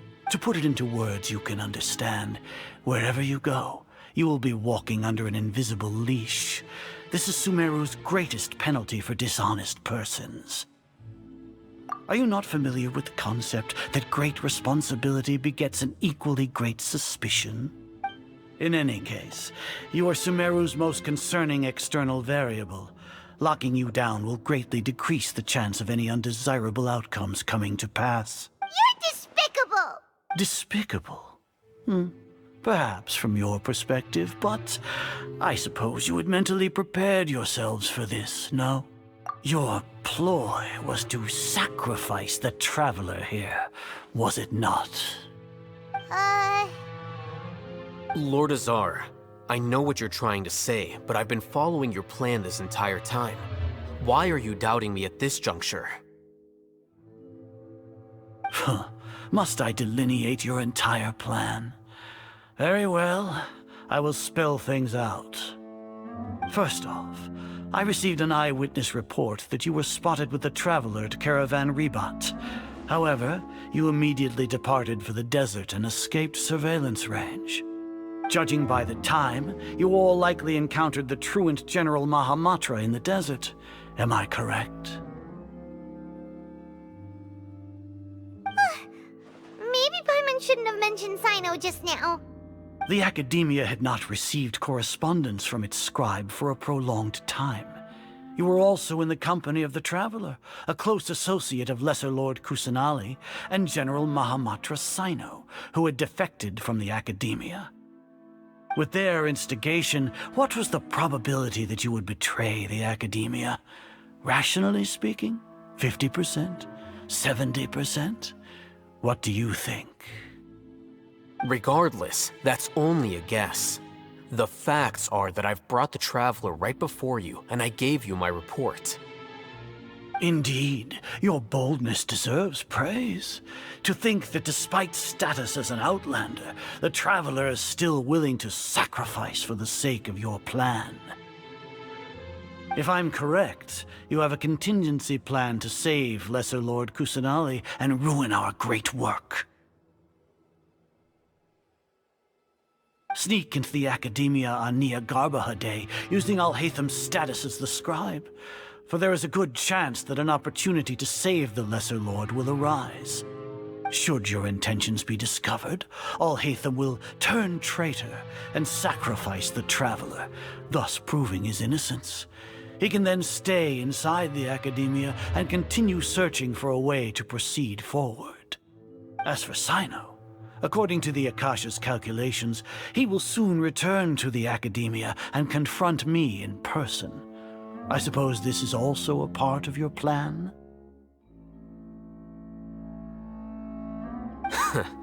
You'll see me as a traitor regardless of what I say, no? Even if you impugn me, it would have little effect on you all. You misunderstand. Losing our scribe would irreparably damage the Academia's regular operations and the development of Sumeru's future academic systems. However, under the current circumstances, even that is trivial compared to what we stand to gain from our great work. You said that I betrayed the Academia, but you, Azar, you've betrayed all of Sumeru, betrayed its Archon. So flight is turned to fight at long last. Guards!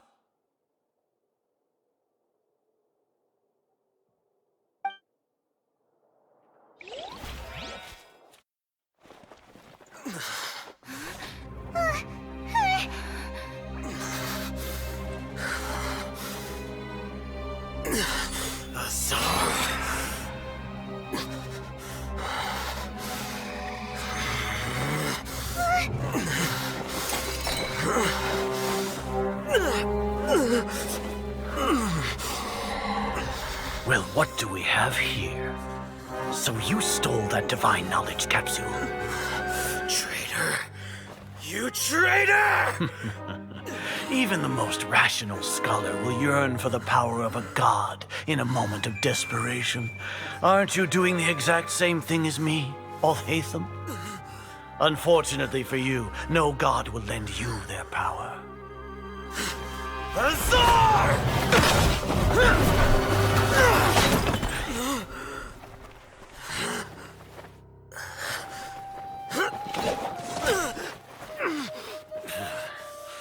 He has gone completely insane.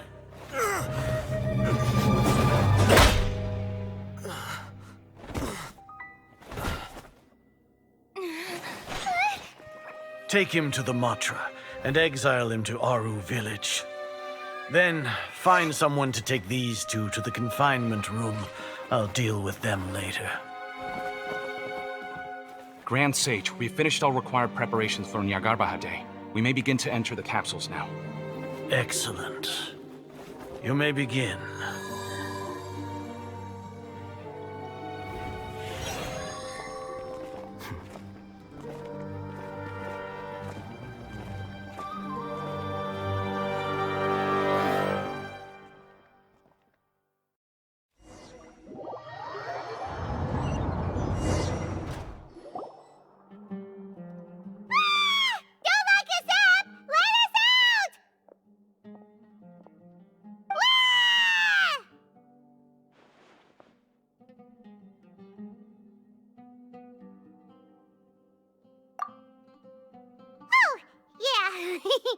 Paimon got a bit carried away there.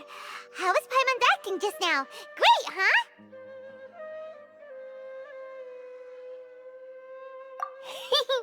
Everything's going according to plan so far. We made it into confinement, and Alhaitham's probably done with his part too. We even managed to trick Grand Sage Azar.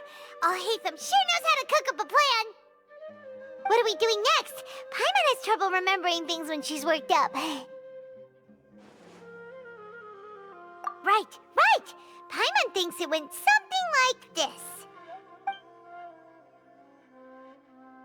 Apart from that, we still have yet another goal in the first stage of our operation, which is to send the Traveler to the confinement room. What? Why do we want to get her locked up on purpose? She's always been the person the sages are most afraid of, as well as the greatest obstacle to the successful implementation of their plan. They are very aware of the risk she poses to them. Once the Traveler is imprisoned, the sages will likely think that everything is under control. And with their guard down, the next phase of our plan will have a much higher chance of success. I can already see the pompous looks on their faces. Oh, that's a super tricky plan. But Paimon still thinks it's not really worth it. That isn't the only reason, of course. She has a more important task once she's in confinement. According to the Academia scholars in Ramon's custody, Lesser Lord Kusanali has sealed off her consciousness in the Akasha ever since she was captured by the Doctor. That way, they can't pry any more information from her. Even if we break into the sanctuary of Surasthana, it will take time to awaken Lesser Lord Kusanali's consciousness. We need to do that in advance. So our job is to wake up Nahida! Okay, totally worth getting thrown in jail for. The confinement room is inside the academia, close to the sanctuary of Surasthana. It's a completely enclosed space, and you won't be receiving any visitors. I'll work with Raman scholars to make some modifications to your Akasha terminal. Once you're in, get as close as you can to Lesser Lord Kusanali and try to connect to her consciousness. However, as for whether she'll actually wake up, that will depend on our luck.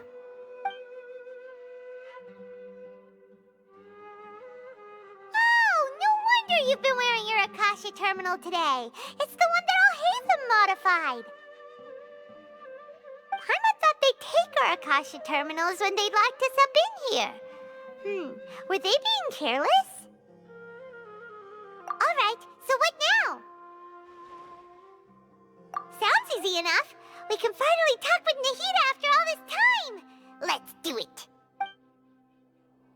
There's a light flashing on your Akasha terminal. It's almost like... the faster it blinks, the better the signal.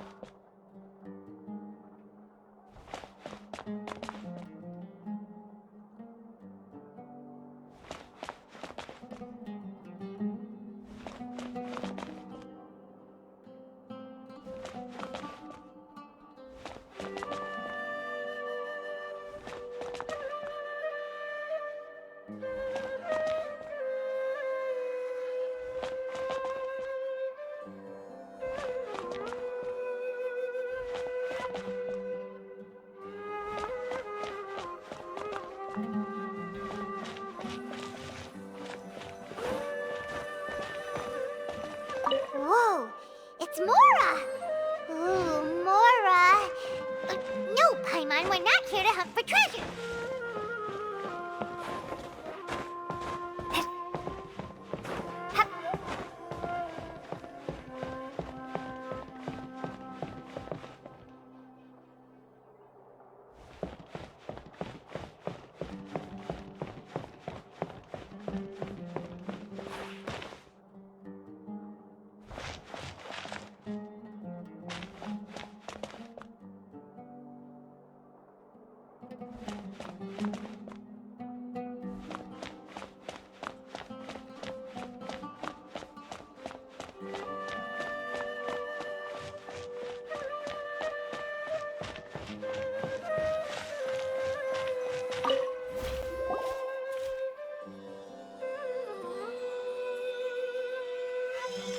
Huh?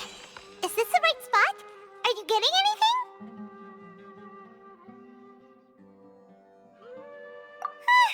Please work!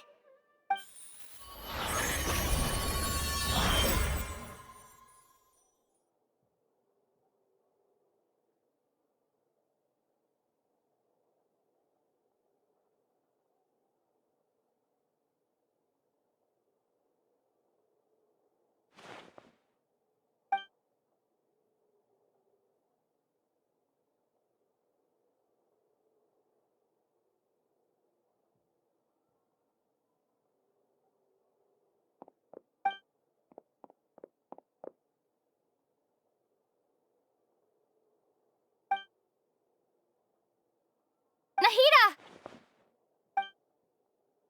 Hey, Nahida!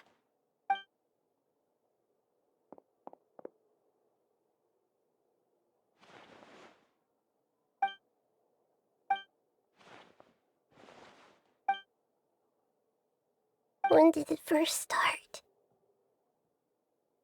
Oh, right. It started from the moment I was born.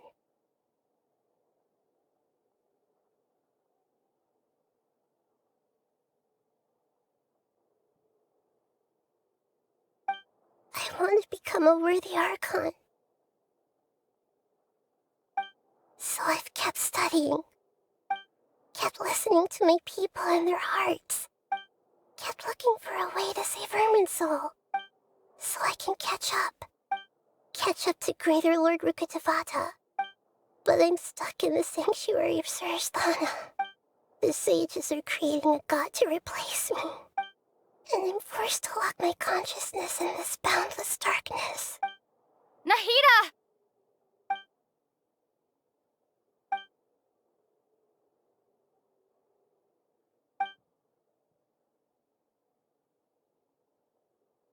Nahida!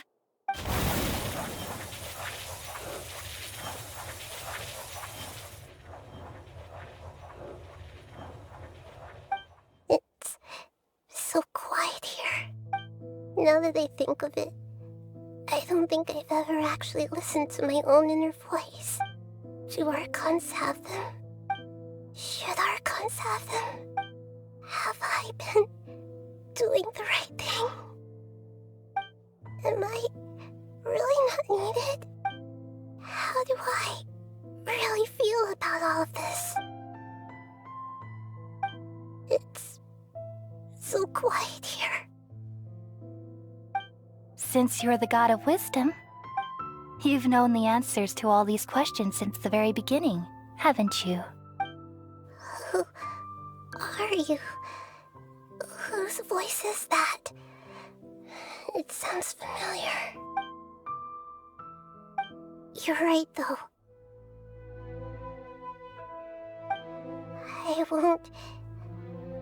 I won't ignore my own voice anymore.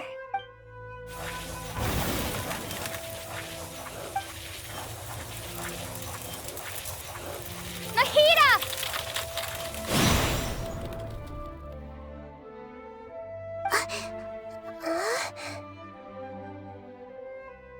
Nahida? Did you wake me up? Thank you. Why are you here? We're here to rescue you. Are you alright? I'm fine. It's just... when I think of everything that's happened to me, I feel really angry now. You should have been angry ages ago.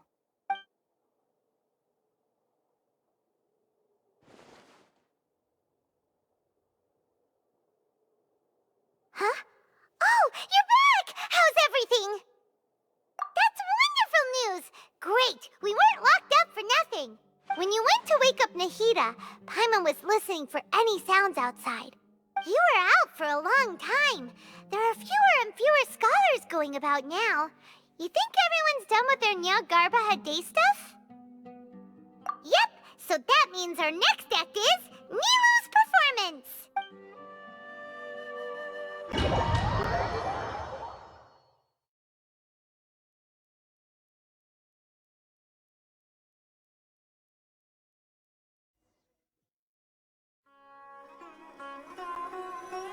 Nilu, are you sure about this?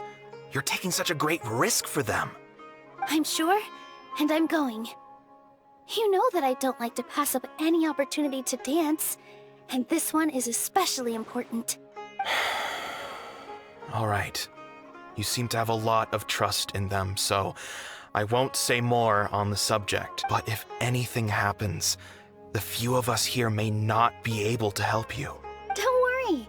They've been through worse. Everything's going to be fine. All right.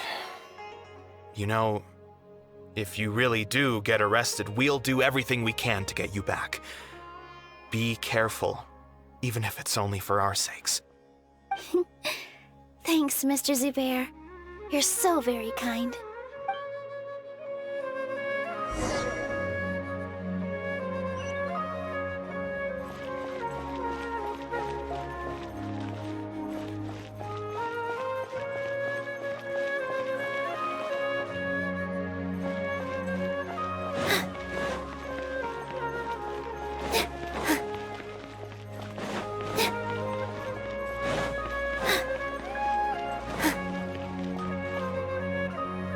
Nilu, how's it going? Nervous? Definitely more than usual. But it's because I'm worried I won't dance well enough. It's okay. Just focus on your performance. We'll take care of everything else. You sure know how to talk. Taking all the credit, even though we came here together to help out. Well, thank you both. I'll have to treat you to a meal after all this ends. I really, really appreciate all of your help. Ooh, that sounds great. Huh? How can we say no to that? All right, let's get back to business. Nilu, we'll be here to keep people from going to the Academia so they don't interrupt your performance. I was planning on telling them something like, the Academia's been conducting a weird experiment, and some of their test subjects escaped. It's really dangerous there, so stay away. Oh, you couldn't think of anything better? Oh well, I guess it does sound like something the Academia would do. I think it sounds great. I'm counting on you guys. Don't worry, it'll be a piece of cake.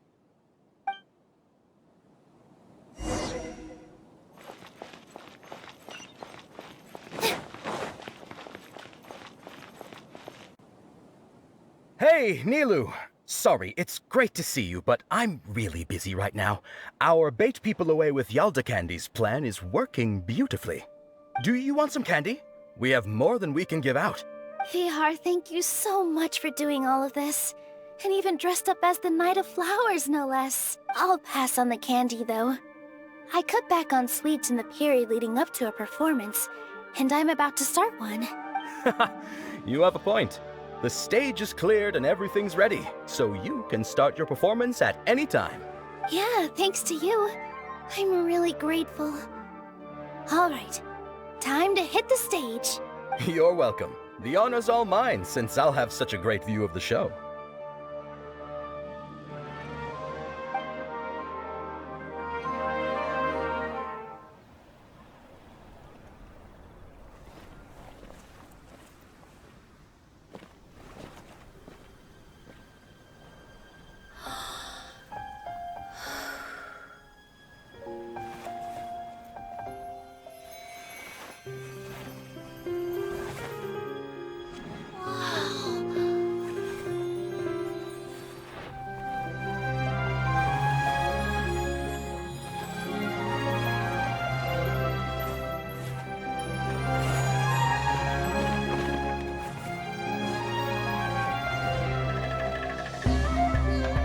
I've never seen a performance like this. This is incredible. Yeah, but I heard that public performances like these have been banned. I can't believe she's doing this here.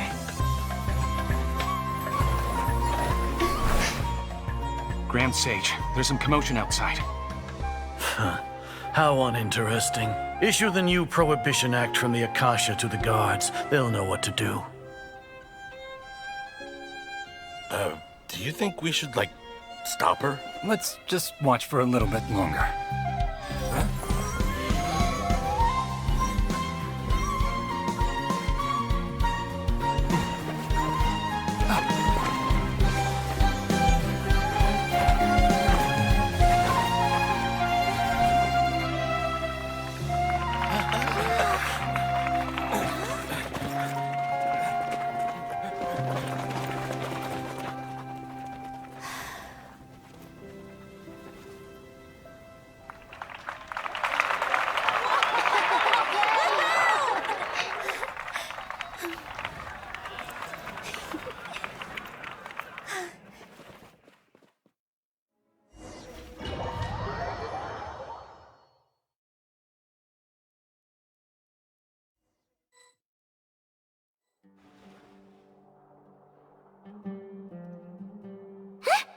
Did you hear that? It sounds like a lot of guards just ran by. Does this mean the plan has moved on to the next stage? Yep. It's great that everything seems to be going well. Come to think of it, when did Alhaitham replace the knowledge capsule that was about to be entered into the Akasha? Oh, so that's when he did it! Paimon was too nervous to notice. Speaking of, didn't Alhaitham also yoink the divine knowledge capsule from that mercenary leader in Port Ormos when everyone else was distracted? It's a time-tested trick of his. Why are we complimenting him? Yeah, he's smart and all, but he still makes Paimon's blood boil. let's review our plan for this stage again. It's not like we have anything else to do right now anyway, and it'll help us feel more confident. Paimon remembers that Nilou's task was supposed to go a bit like this. Now that Lesser Lord Kusanali's consciousness has been forcefully sealed, the core figures of the Academia and their guards have started to wear their Akasha terminals again. With the Doctor's technological support, they think they have nothing to fear. How despicable of them to rely on such a person. But this is also our chance.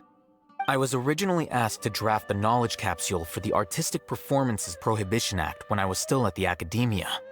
It should be on the Grand Sage's desk right now, and will be entered into the Akasha during the next Nyargarbaha Day. Are they really going to stop all artistic performances? That's horrible! I'll make an identical knowledge capsule, but this time, I'll smuggle some misleading information into it. We only need to find an opportunity to switch the capsules. Once it's been entered into the Akasha on Nyargarbaha Day, if someone were to be seen performing in public, the sages would definitely use that opportunity to announce the ban, and so the misleading information will be disseminated amongst the guards. Sure sounds complicated, but it seems like if everything goes well, we'll be able to get rid of all the guards in the Academia without any effort. That's pretty clever, getting right into their heads. I just have one question. Even if we manage to get the misleading info out to the guards, how can we be sure that they'll believe it? People who are used to relying on the Akasha become less inquisitive, and their ability to distinguish truth from misinformation is significantly reduced. They will view everything the Akasha releases to them as the unequivocal truth. The Akasha will turn humans into machines. I've seen it happen many times. Yikes. Good thing I didn't wear it for long when I was working in Sumeru City. At first, I thought it was a good thing too. By the way, this plan still requires a performer, right? Do you have someone in mind? Nilou of Zubair Theater. I know her really well. We can trust her. I'm kinda hesitant to ask her to participate in a dangerous plan like this, but we can ask her in person. All right. After the guards in the Academia are gone, then it'll be time for me and my stowaway brothers to shine.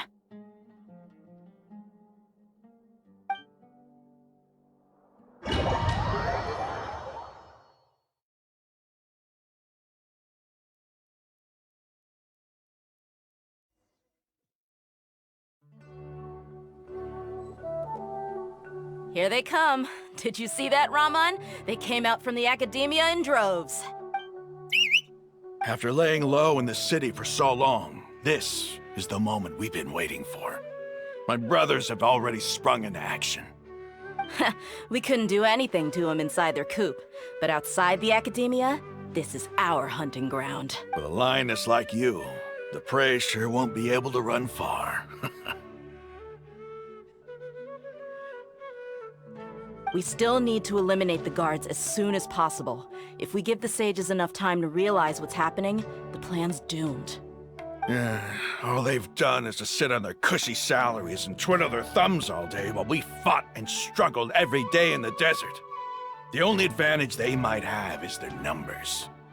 Speaking of which, most of the guards who report directly to the Six Sages belong to the Corps of 30, but they have a completely different reputation.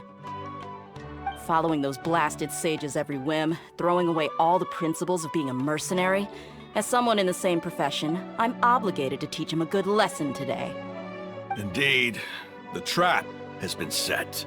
All we need to do is lead them there. All right, let's each take a road and herd those scattered guards back into one place. Make sure to attract their attention. Isak will be the key. You gave such an important task to that child. Will he be okay? It'll be fine. Isak was so determined to help, so let's put our faith in him. Besides, even if he's caught, the guards would be too scared to do anything to him. They've never seen Lesser Lord Kusanali in person, after all. You've got a point. Anyway, I think I see them coming. Let's head out. Good luck.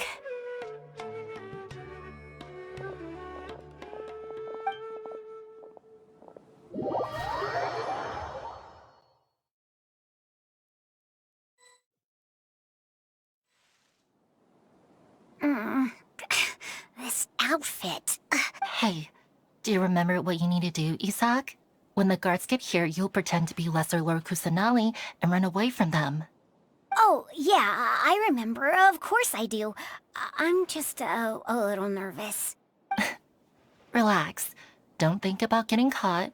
Even if that happens, we won't leave you behind. You only need to think about getting the guards' attention and leading them to the Grand Bazaar. Leave the rest to us. Okay, got it. I'm here to pay back Lesser Lord Kusanali for helping Grandpa. I won't get cold feet. Hey, they're here. I can see the Academia guards. All right, it's time, Isak. Take a deep breath and go. You can do this.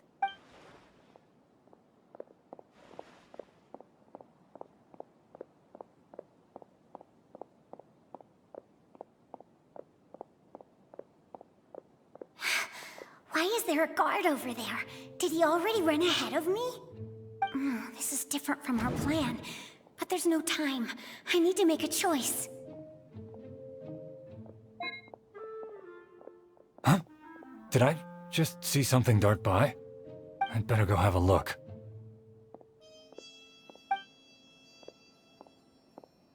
Were my eyes playing tricks on me? I should go check to see if someone's hiding over there. There seems to be nothing here. Just to be safe. Good thing they didn't find me. That was close. I'd better hurry and keep going.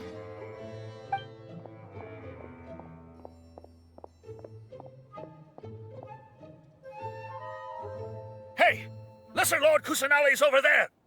Stop! What? Lesser Lord Kusanali? How did I not see anything just now? Oh no, they found me. Where should I go?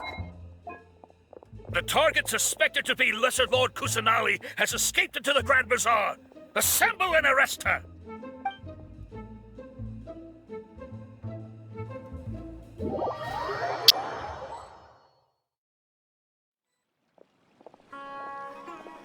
Where did she go? How did she disappear? Did we lose her? Hurry up and find her! Hey, why is your team here? Didn't we say to split up our search? Hurry! Hurry! Huh? This place is... Why are you all here? Yeah, isn't it one heck of a coincidence? Everybody's here. What on earth is going on? I suppose that's all of you? Who are you? Did you set us up? What are you planning? Phew, that was rough. I almost got caught. Little brat! So you're not actually Lesser Lord Kusanali. Who exactly are you all? Eremites from the desert? Just some colleagues. Think of this as a business competition, or a personal grudge. After stepping into our traps, stop thinking of yourselves as hunters. Behave like the prey you are.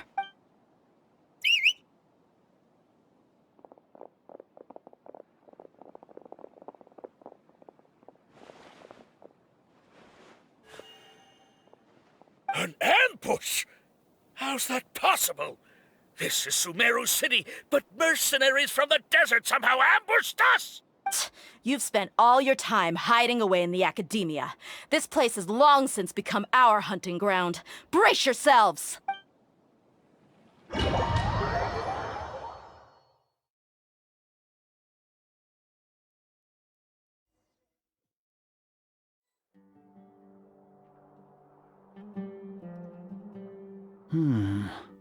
This is odd. The Academia has quieted down after the conclusion of the Nyagarbha Day ceremonies, but it's much quieter than usual. Where are the guards? Why have I not seen a single one? Guards? Guards! Grand Sage, how may I be of assistance? I called for the guards. Why did you come? My apologies, Grand Sage. Right now, all Academia guards have entered the city to perform the ordered arrest. I thought you knew. Arrest? Who is there to arrest? I have an ominous feeling. Arrest Lesser Lord Kusanali, right? Is that not what the order was? Lesser Lord Kusanali? You mean she has disappeared? Yes. I wouldn't dare make up something like that. Right now, everyone is in a panic, and many are saying that Lesser Lord Kusanali will take revenge on us. What happened? Just what is going on? Lesser Lord Kusanali somehow escaped? Was it Alhaitham and his party that freed her? That's impossible. The Academia is heavily guarded today, and any order to release Lesser Lord Kusanali would be strictly confidential. Besides, Alhaitham and the Traveler are already in our hands. What manner of trickery did they employ? How could Lesser Lord Kusanali disappear into thin air? Disappear? Wait. How was the arrest order distributed to the guards? It was issued by the Akasha earlier today. Only you have the authority to send messages like that, so I thought it was your order. Let me check.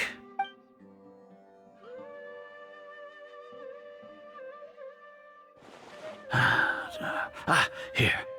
Lesser Lord Kusanali has escaped from the sanctuary of Surasthana.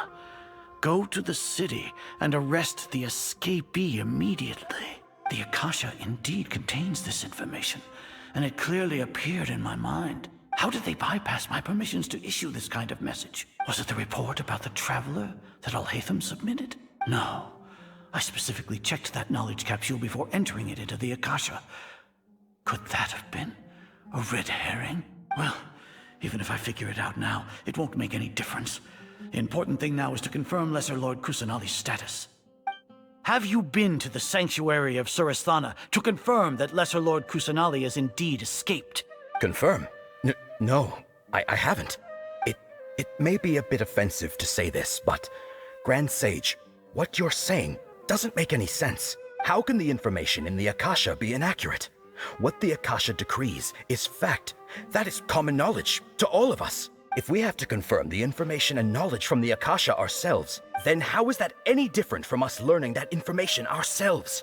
Wouldn't Greater Lord Rukkhadevata's legacy lose its meaning that way? In the beginning, it was I who asked you to believe in the Akasha, to believe in the legacy left by Greater Lord Rukkhadevata. Are you trying to use my words against me? No, Grand Sage. I'm merely confused because I believe in you. I never meant to refute you. Stay here and see if there are any suspicious people around. I'll go to the sanctuary of Surasthana on my own. Yes, Grand Sage.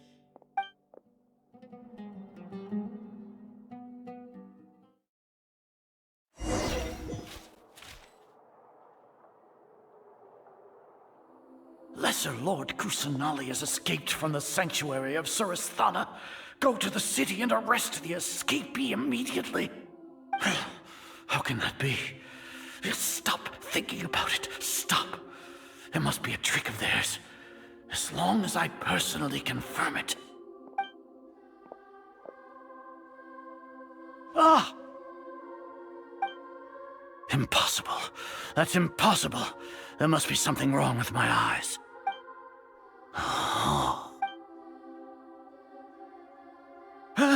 She really appeared again? What is the meaning of this?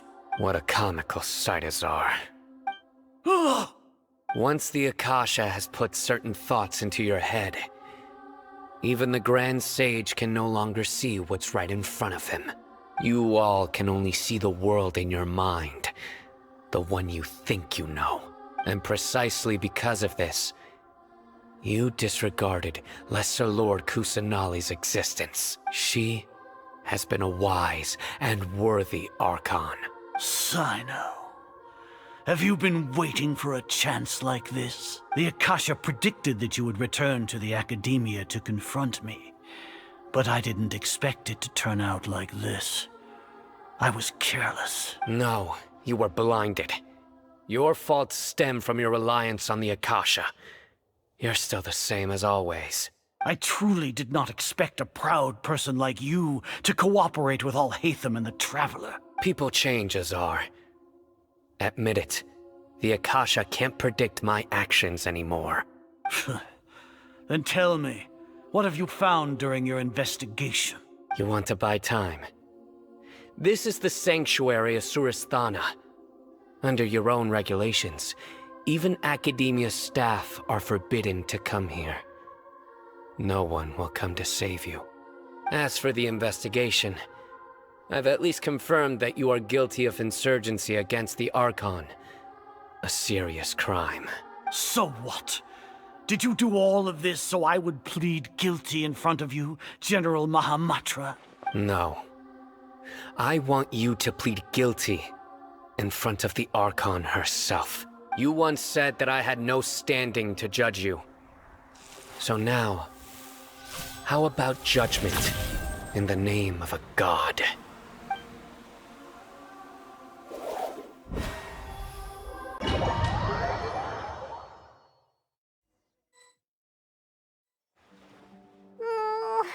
How long do we have to wait?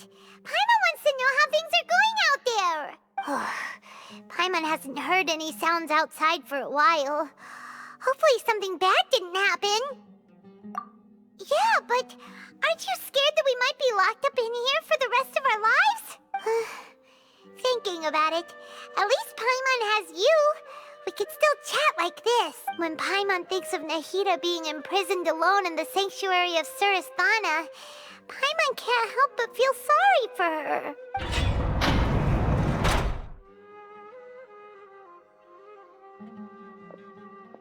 Here comes your savior. Dia! Paimon just knew you would come to rescue us! You two really owe me some big thanks. I had to search through who knows how many guards to find the key here. It felt even more tiring than whacking them. I'm exhausted. Thanks a lot. Need Paimon to rub your shoulders?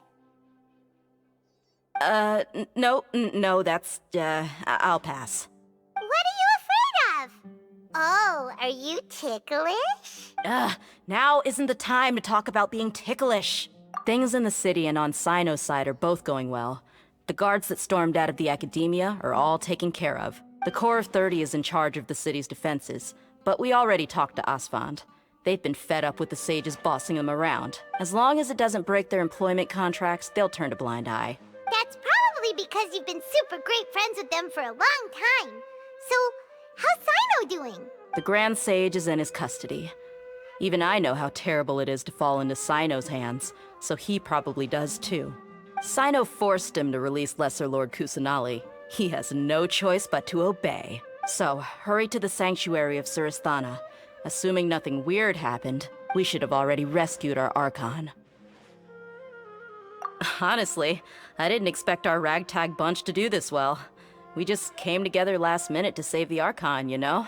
Alright, you two better go. I still have to clean up some messes in the city. See you around.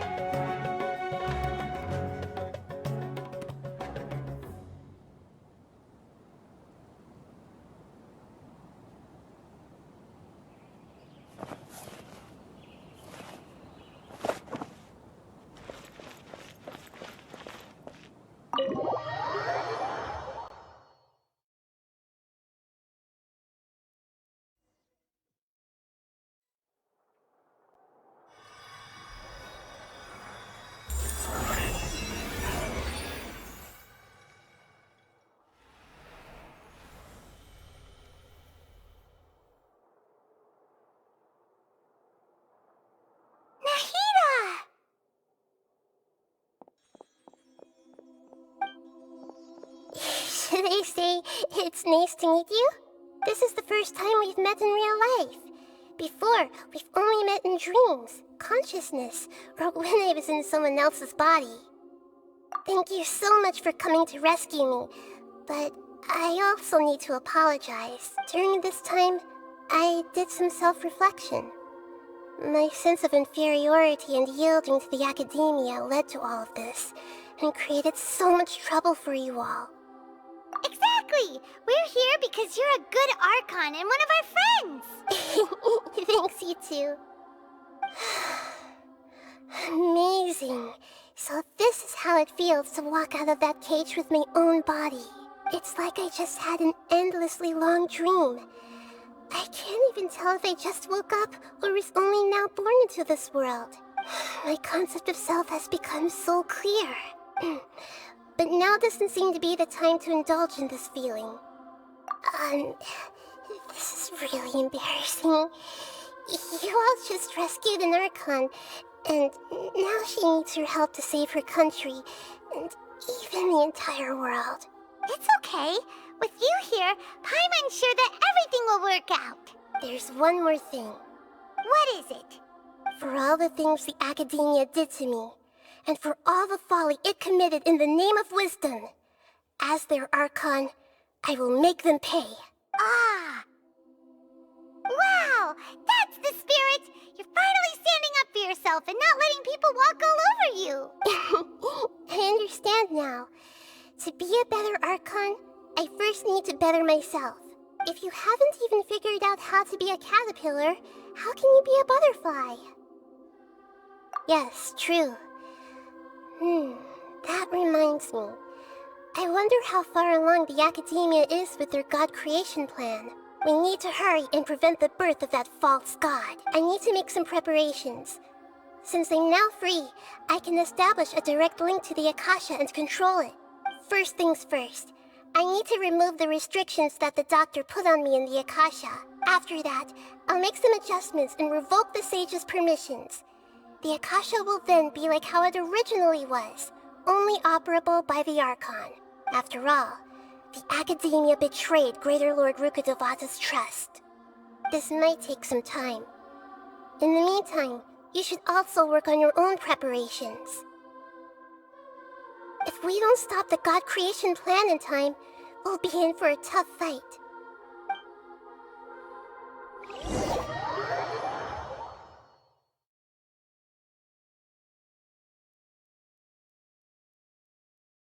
You might as well prepare for a fight. When we're done, we can take a walk around.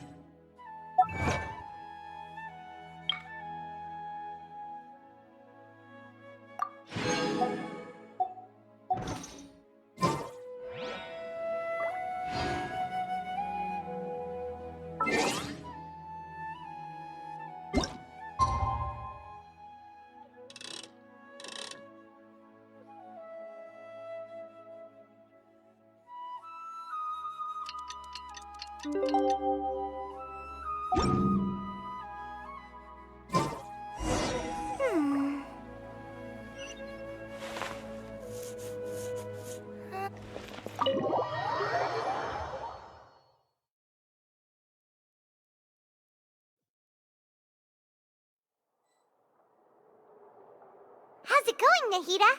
I'm done with the parts that needed my involvement to complete. Although it's my first time working with the Akasha like this, its internal structure and operation procedures are easy for me to understand. Greater Lord Rukkhadevata's design is truly brilliant. Oh, also, this is for you. Huh? What's this little floaty thingy? It's a small device I put together just now. You can think of it as an upgraded Akasha terminal.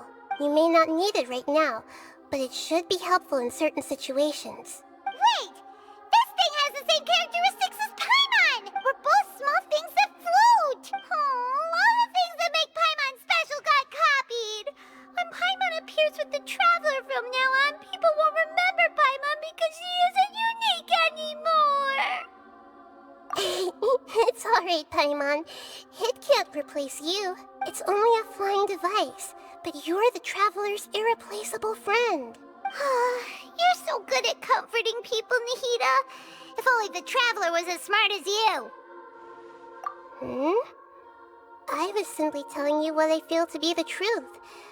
I wasn't trying to comfort you. Nahida, you're natural at this. What you just said made Paimon even happier. By the way, there's something I need to confess. Even though I'm the Archon and in control of myself again, I'm not very good at fighting. You may have heard that an Archon's power is derived from their people's faith. However, I'm not as well loved as Greater Lord Rukkhadevata. If we get into a situation where combat is our only option, I'll have to count on you, and I'll do my best to provide support. I'm glad I can rely on you. So the God of Wisdom isn't good at fighting? That actually sounds about right. I've located where the false god is. Time is of the essence, so let's skip to it.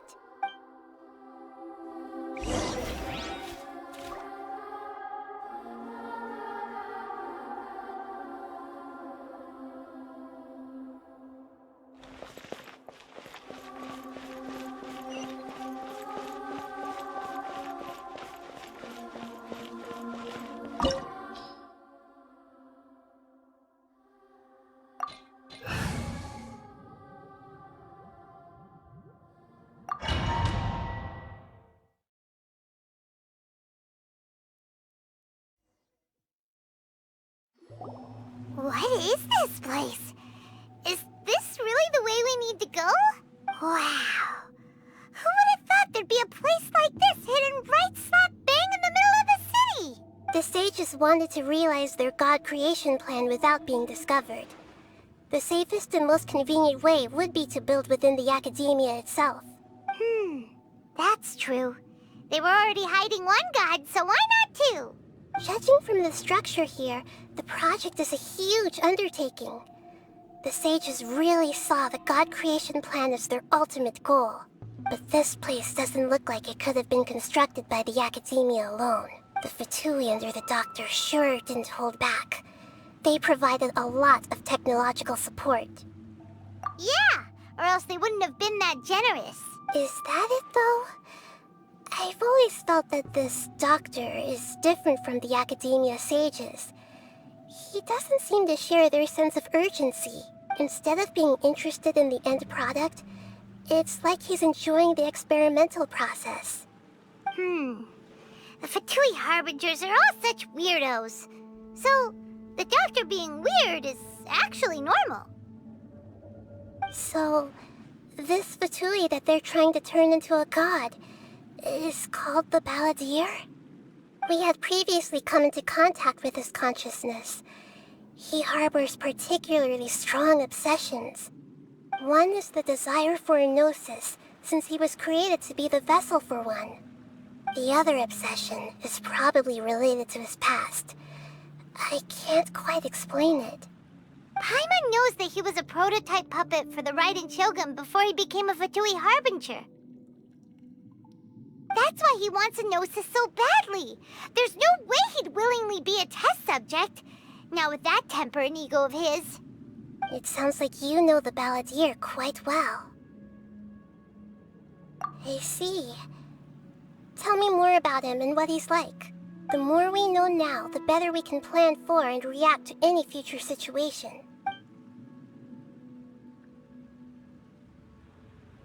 Ah, I see. How fascinating. Alright, time to go. Let's get through here and meet him in person.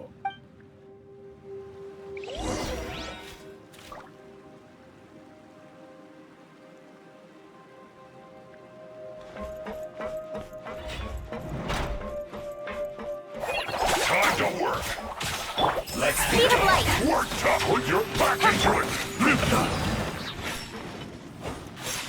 Verdict is... I will end you. It isn't time for greatness. End this quickly. Let's not waste time.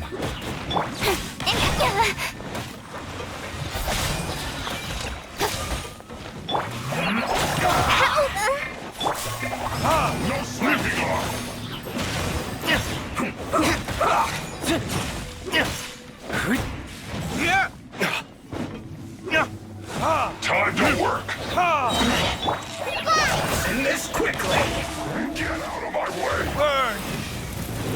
Almost. My duty. Allow me. Just like we rehearsed. Billowing surge.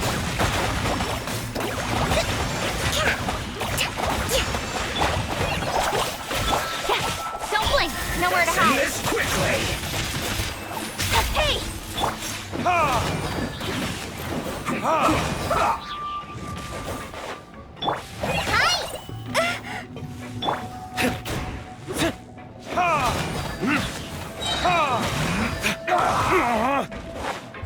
Verdict is...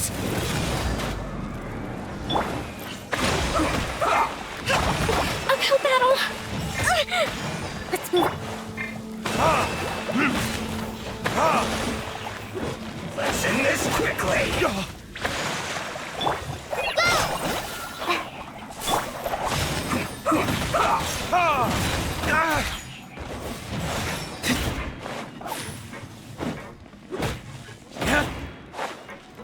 Let's not waste time.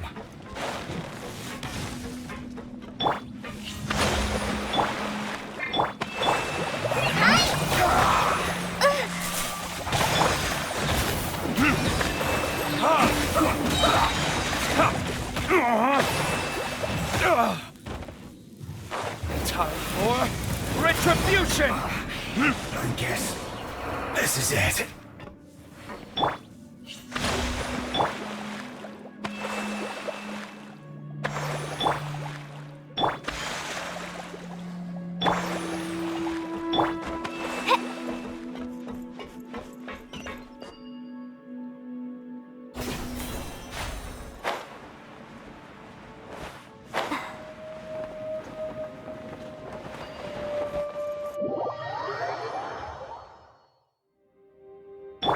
Hold the line.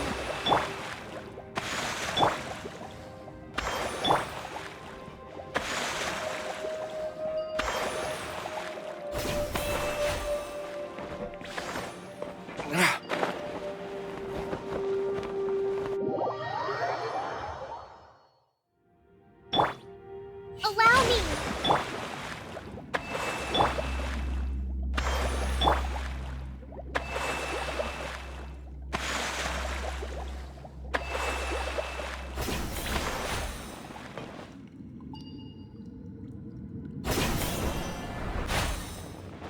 It looks like we can climb up these pipes.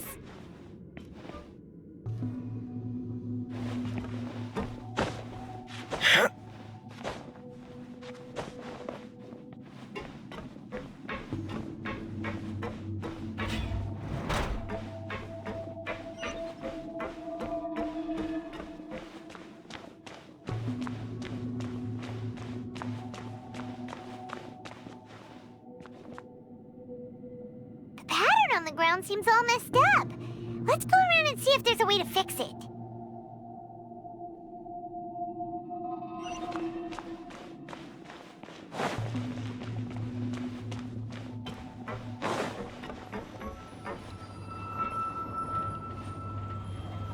It seems to have stopped.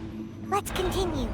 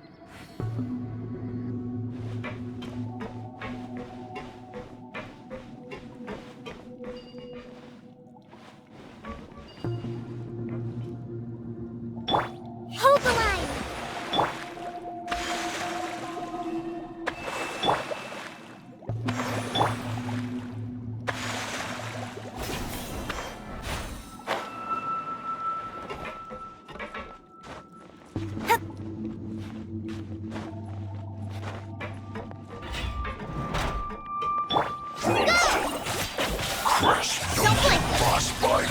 To the chase! It's time for a flash freeze! Frozen!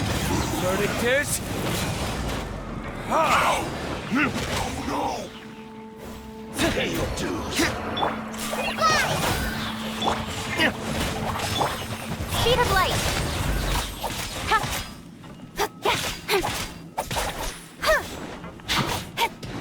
Incoming!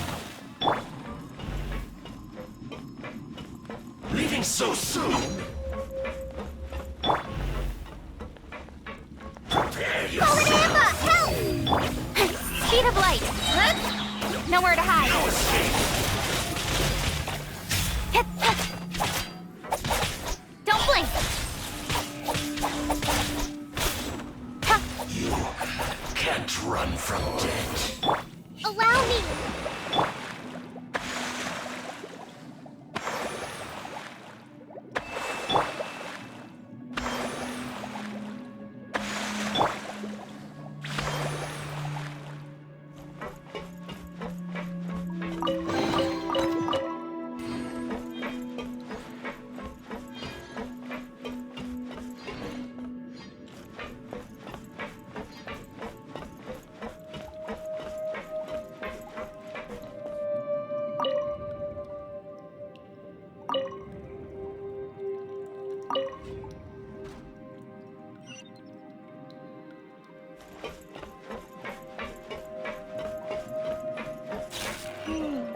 The cart is stuck. Maybe there's something wrong with the tracks. Let's try adjusting the direction of the device to clear the tracks.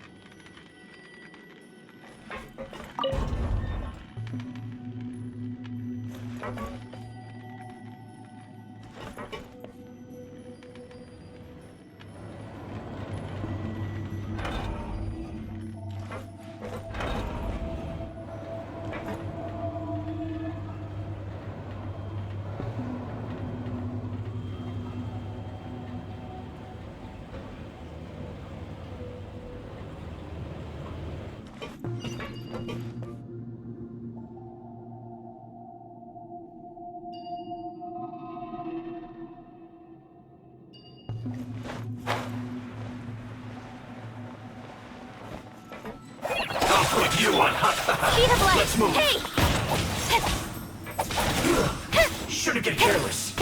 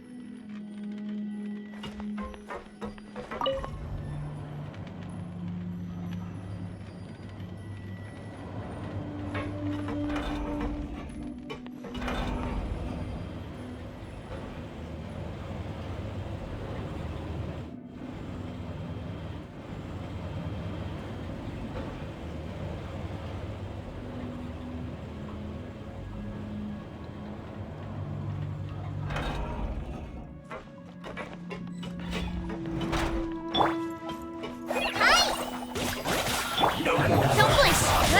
Cut to the chase! Send this quickly! Speed of light! Hey! So quiet. Burn! Stay right there. there.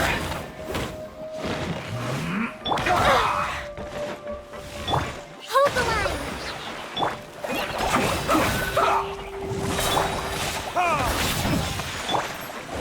Wipe this off the side! Let's end this quickly! I guess this is it. Time for retribution! Well,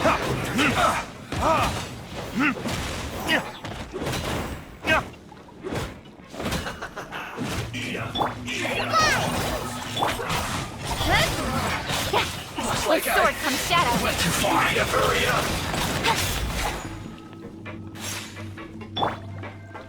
Covenants of the Deep! Rest and rebuild! An unfortunate fault. Hi!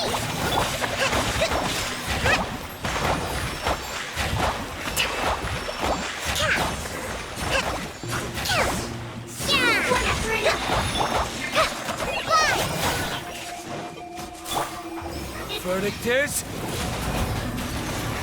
This can hurt!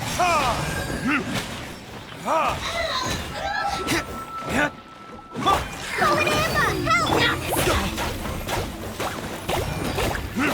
Help!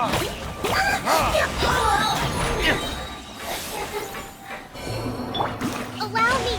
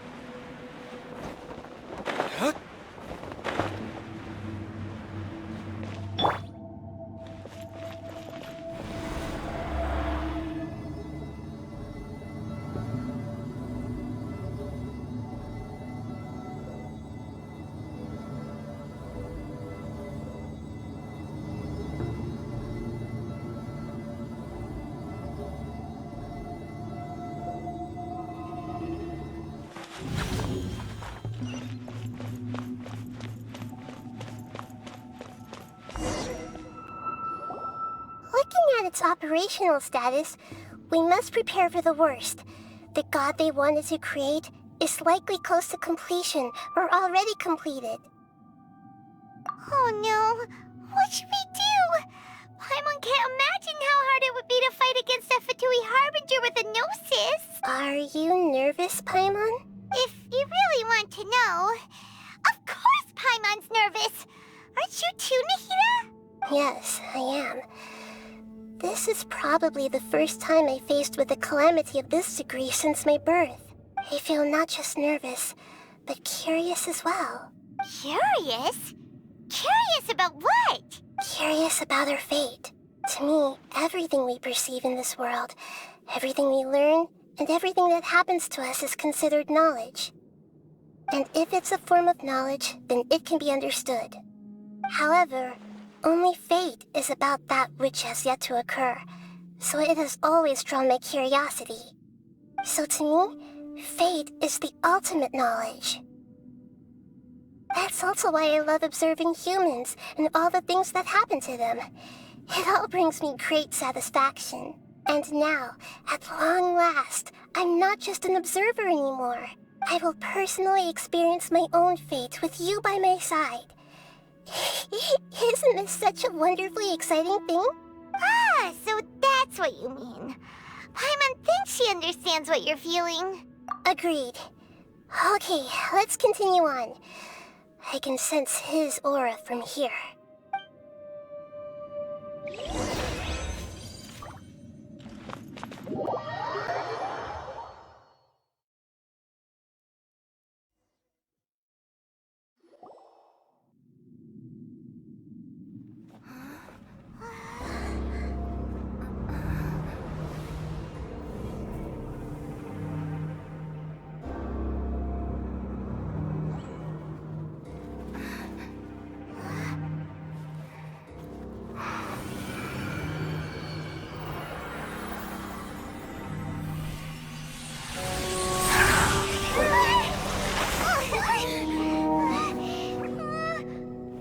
Who would have thought the world would be so eager for my birth?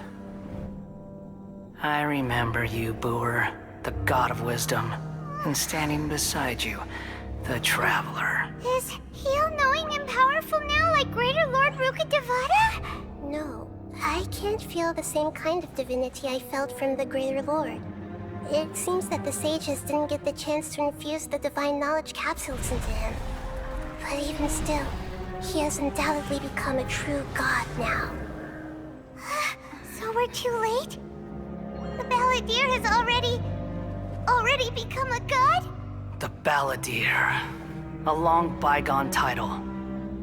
When my spirit ascended to divinity, I felt as if I had existed for the same number of epochs as heaven and earth. Looking back, the existence of what once called itself Kunikazushi appears infinitely small and ugly.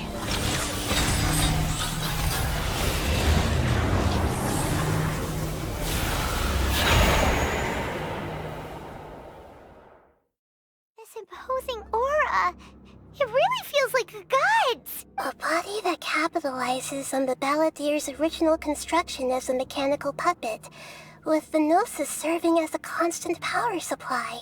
How much effort and resources did the sages put into this?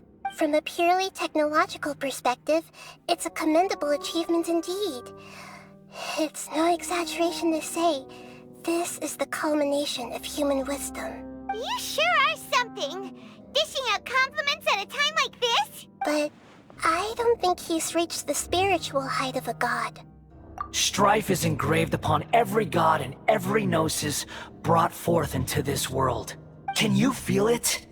The exhilaration of such power, and the thrill of anticipation for our contention. Nahida wouldn't feel the same things as you! Do you not realize that you are interrupting a conversation between gods? Lowly creature, know your place! The strife engraved upon a Gnosis.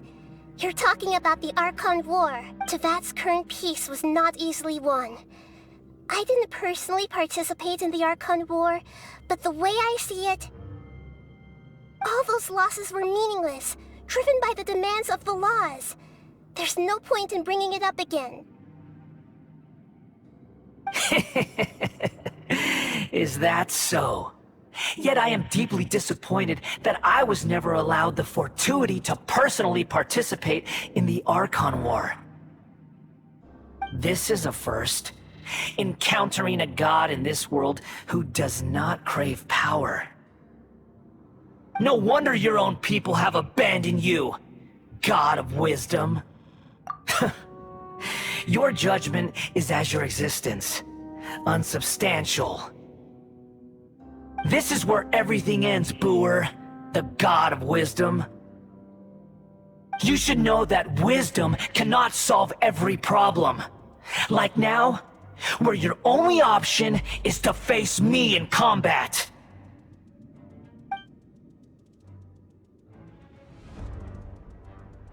Come! Let us reenact a scene of the Archon War. come and inaugurate my birth as a god.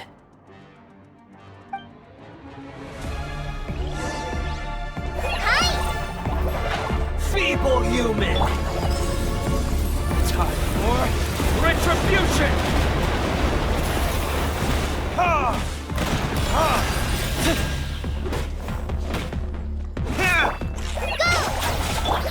Incoming! Nowhere to hide! Insignificant past!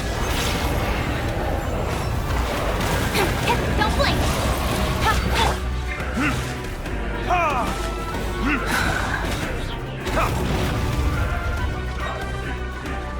My endless cycle begins!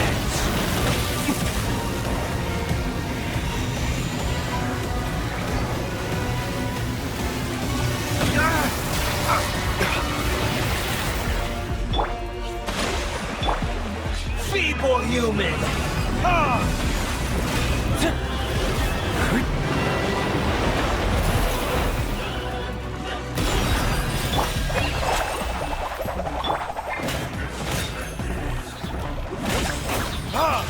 Insignificant past! Hold the line! Billowing surge!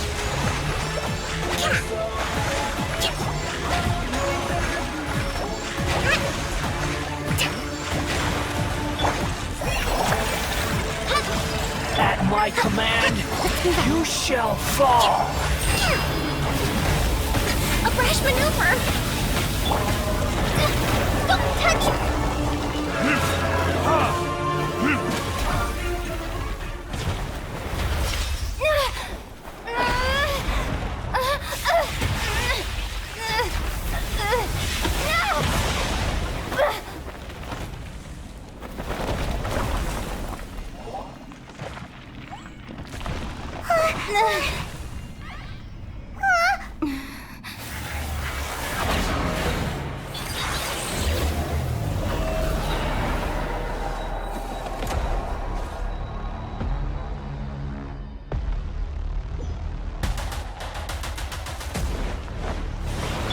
Tremble!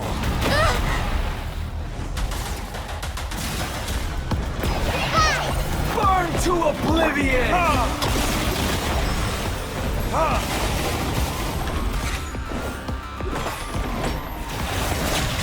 Kneel!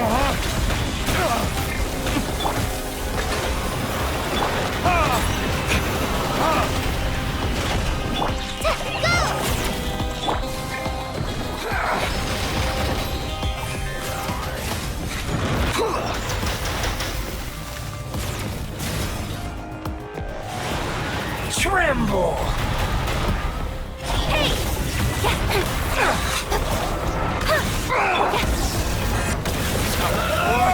Retribution! Rest and rebuild!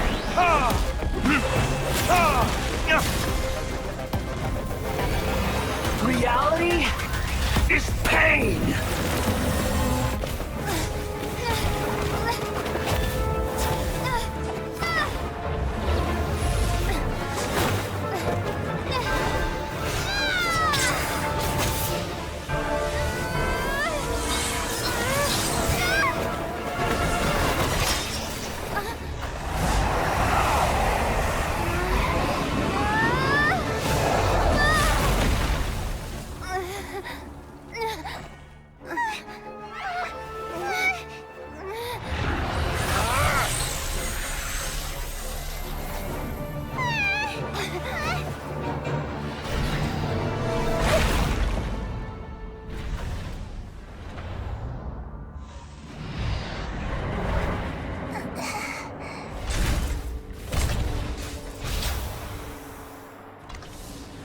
This is supposed to be a battle between gods, yet you choose to hide behind a mortal. And now, you're acting like you'd sacrifice yourself for a human. Are you having fun proving a false sense of heroism to yourself, Booer?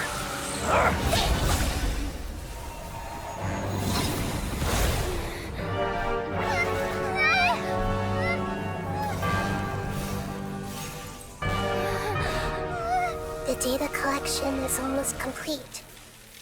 Do you even know how many times you've tried to take my gnosis from me?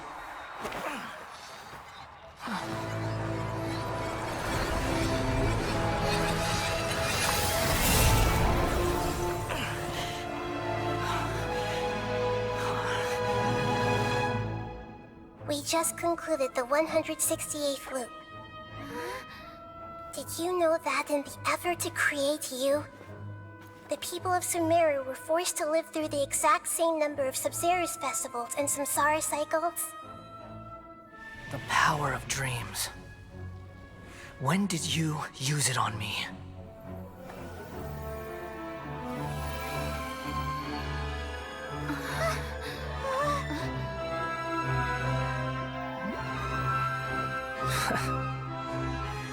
You can't even defeat me in a dream. What do you hope to achieve with this little trick? Come, Traveler. Just like before. Allow me to awaken the memories in your dreams. All that battle experience! It's more than that. Compile everyone's wisdom in the name of the Archon. That is the original function of the Akasha. I've sent everything that happened just now to the people of Sumeru in the form of knowledge. I've asked them to help you find a way to defeat the false god.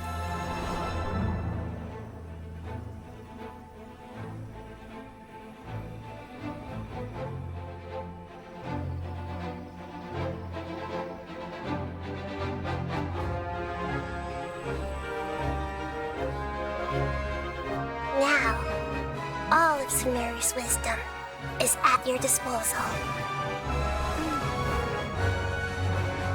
Meaningless tricks won't save you.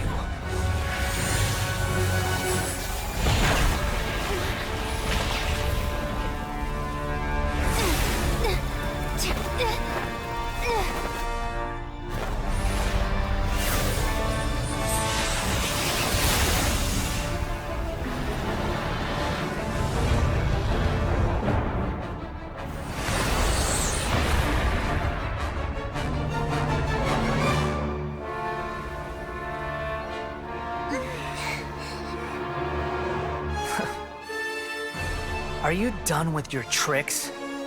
Can I finally take this as a real battle between gods? I'll leave this to you, the first sage of Booer.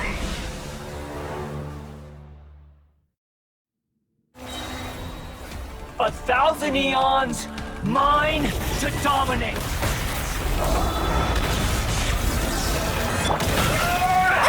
Just like we rehearsed! Burn to oblivion!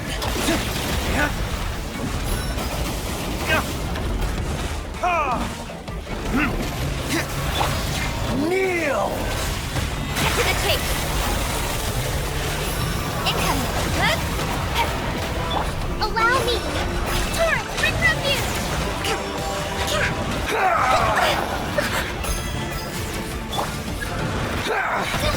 Don't touch me!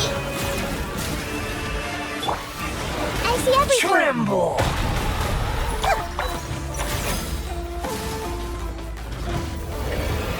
Reality is pain!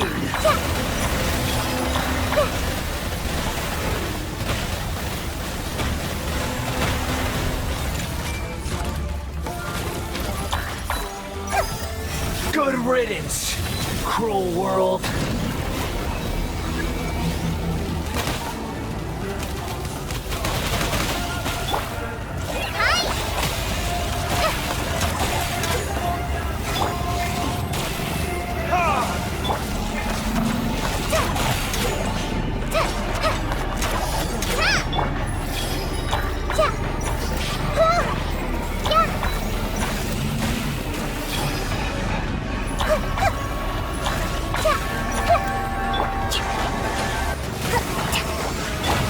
Everyone hold hands!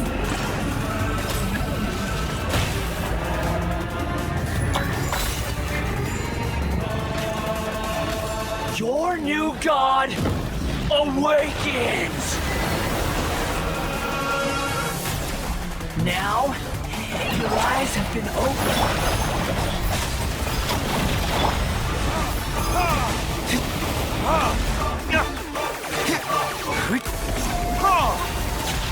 Kneel!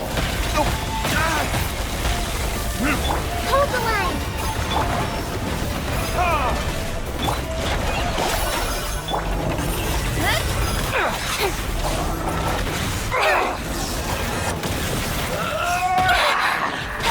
Incoming!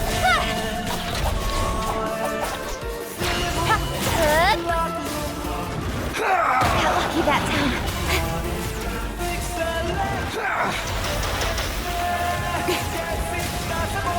Don't blink! Hey! Reality is pain!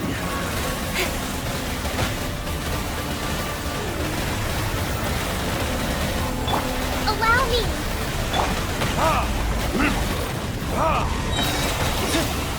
Kiss?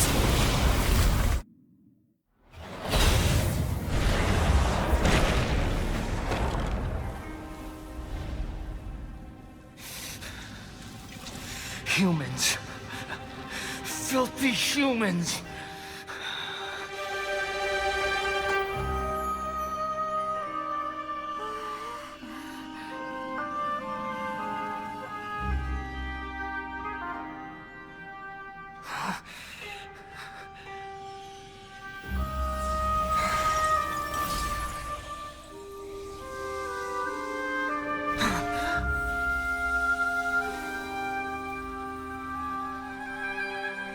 No!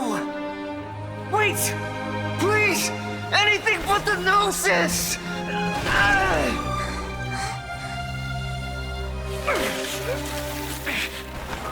That's mine! Don't even try! I'll never go back!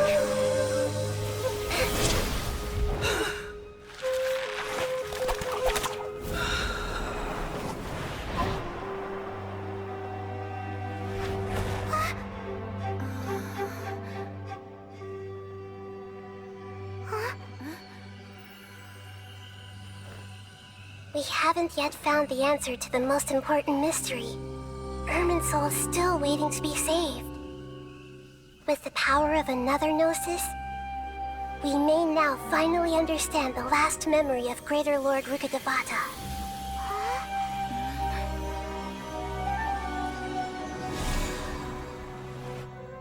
This is... That's right. This is the last memory of my predecessor.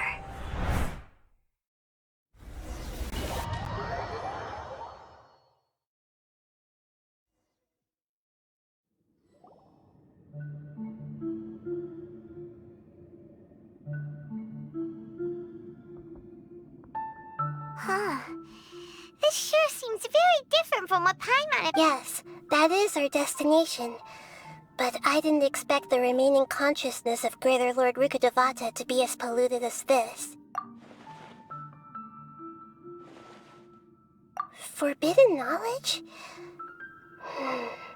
It seems you know about a concept that even I don't completely understand. Could you tell me what you know?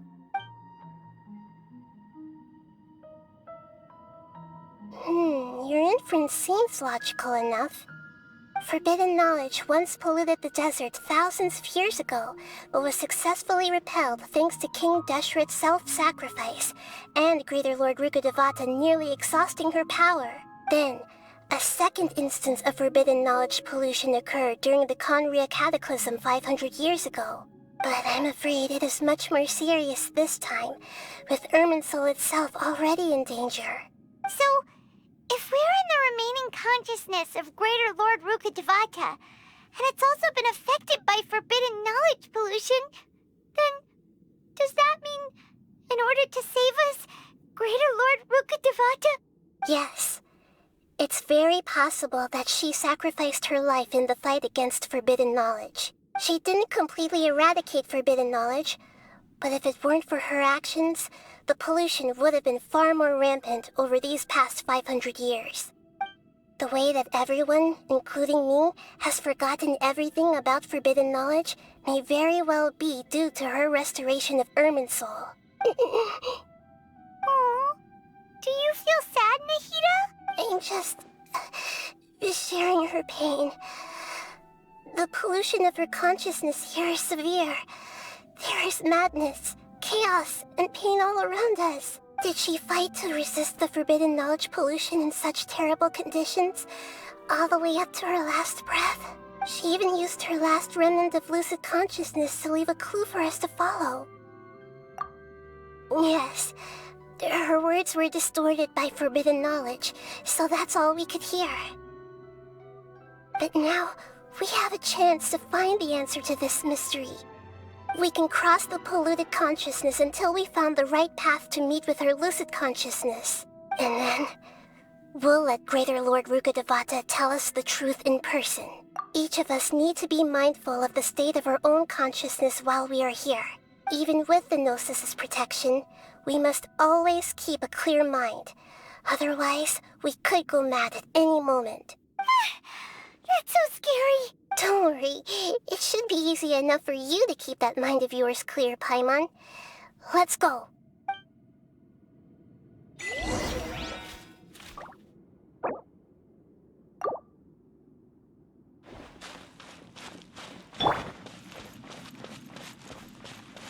Are we in the air?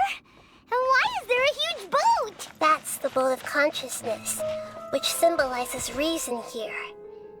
Its course is the direction our consciousness is traveling towards. If we lose control over our consciousness, we... Wow!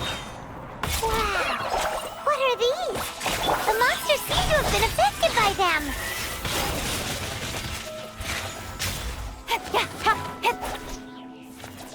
Don't blink! Hold the line! Fly! Speed of light! Ride this off the side! I'll be back to the chase! Don't blink! Burn!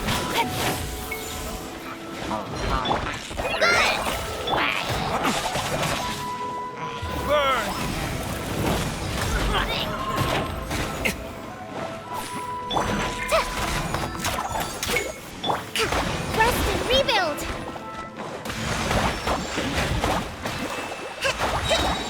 Billowing surge!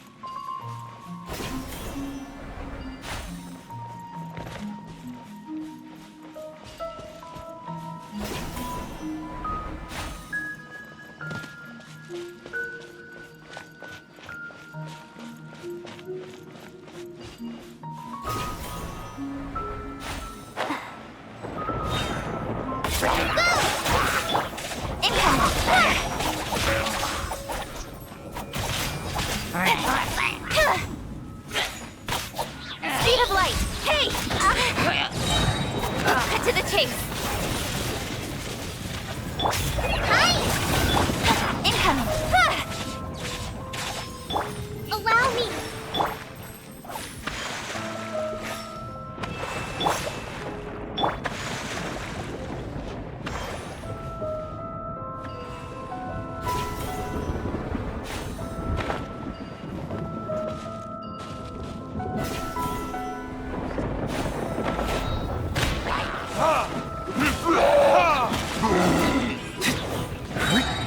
Time for retribution!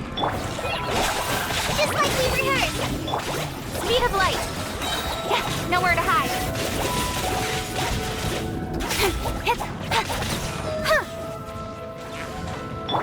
Go! Hold the line! Covenants of the Deep!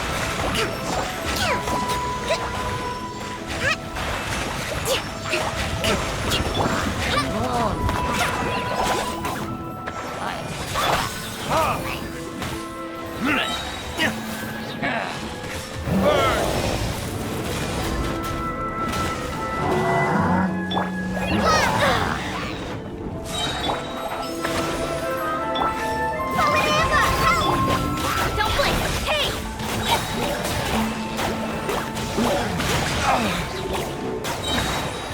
Verdict is... To control the boat of consciousness, we need to find the helm first.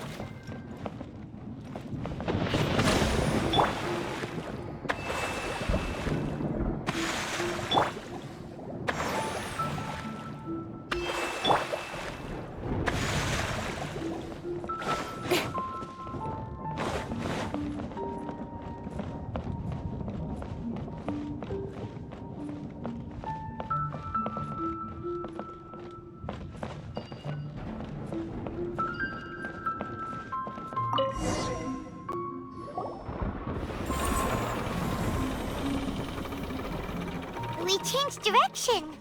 Are we still going the right way, Nahida?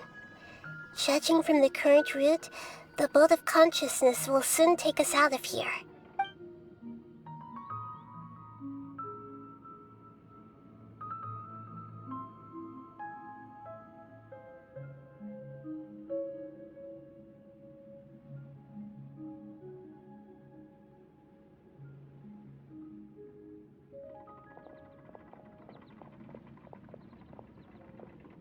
We'll be arriving at our destination soon. How are you feeling? Are your minds still intact? Huh? But everything's been completely normal for Paimon. Hopefully there won't be any more interruptions. This time, we should be able to meet Greater Lord Rukkhadevata. Are you saying you've never met Greater Lord Rukkhadevata before? No. It seems that my birth and her death took place at the same time. Otherwise, I think she would have given me a little more guidance, and I could have done a better job. Hey, you've done a great job, Nahida. Let's get out of this creepy place and go meet her.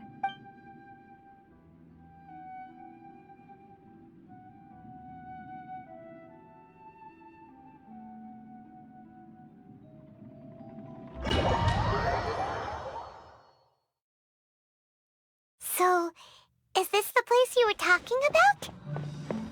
The base of Irminsul?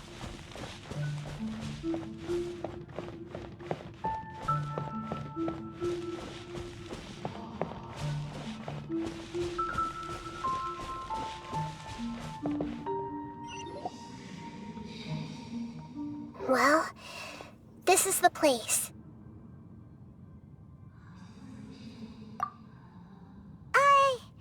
We're here to find Greater Lord Rukkhadevata, right?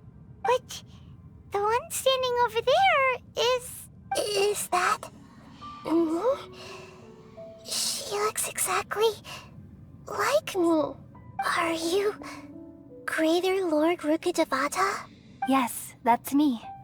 Are you surprised by my appearance? Irminsul and the surrounding lands have been reproduced here as they were years ago. But this is just a realm of consciousness. We are manifestations of the same nature. Hence why we would appear exactly the same. We're of the same nature. Why? Because you are me, and I am you. You are me in the new samsara. The new samsara? As Greater Lord Rukkhadevata, I'm the avatar of Irminsul. And you are the purest branch snapped from Irminsul. Imagine it this way. Even if a tree dies, its branches will eventually take root and grow, continuing the tree's life in another form. I'm merely the remaining consciousness of Greater Lord Rukkhadevata. The real me has presumably died a long time ago. Judging from your appearance, I've probably been dead for 500 years. But you're finally here. My new self in the samsara. If this is true, then am I going to be a great Archon like you someday? Though we share the same nature, our fates are bound to be different. All things have their own fate. When a branch grows into a mature tree, it won't be the same as the original tree. That's why fate is the ultimate knowledge, isn't it? That's a great insight. Yes, very good. It's also precisely why you won't become like me. But perhaps you may become an even greater Archon than I. I already see a determination in you that I didn't possess in my time. And the future that it leads you to will be yours alone. Along with the blessings from your past experiences. Don't worry. The growth of wisdom is like that of a plant. You only need to wait quietly for the flower to bloom. Come to think of it, the sages never had the faintest inkling of the meaning of wisdom. Thank you. Nothing makes me happier than discovering that the Archon I always admired was in fact myself in another fate. It's so nice to speak with you, Greater Lord Rukkhadevata. I've always wanted to meet you. The feeling is mutual. From the moment I snapped the branch off Irminsul and created you, I've also looked forward to talking with you. Could you tell me why you wanted to create me? And what exactly happened when you died? Ah, I see. You're here seeking answers, right? Everything that day, even the sky itself, changed into a color like this. At that time, the seven were all summoned to the nation of Conria. Except for me. I had a more important task to attend to. I had to protect Irminsul. The disaster occurred together with the pollution of forbidden knowledge. At that very moment, with my consciousness connected to Irminsul, I sensed something was wrong. The pain started to torment my mind. By the time I reached Irminsul, it was already displaying signs of corruption. Had I not repelled the pollution of forbidden knowledge with King Deshret thousands of years ago, I might have felt even more hopeless and lost. So what exactly is forbidden knowledge? It's a kind of knowledge that doesn't belong to this world, and a form of truth that can't be understood. It came from the very bottom of the abyss. Even I could never understand it. The world is constantly rejecting it, leading to all kinds of bad phenomena. If we allow forbidden knowledge to pollute Irminsul, I'm afraid the entirety of Tevat could fall apart. So, there's knowledge that even the God of Wisdom can't understand? At that time, I knew I couldn't repel the forbidden knowledge with my strength alone, which is why I created a device that compiled human wisdom and named it the Akasha. It's truly the world's most amazing invention. Thank you.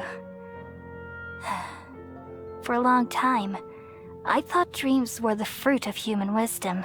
Though it was selfish to do so, I borrowed people's dreams using the Akasha. Then I compiled their wisdom and all of my own power. Well, did it work? Thanks to the wisdom of the people of Sumeru, almost all the forbidden knowledge was cleared from Irminsul. But things didn't go as smoothly as I thought. I had a terrible headache, which gave me an uneasy feeling. And then I remembered that my consciousness was also connected with Irminsul. It brought me knowledge and wisdom, but vile corruption as well. From the very beginning, my existence had been polluted by the forbidden knowledge. Oh no. How could that happen? I've experienced that pain in your consciousness.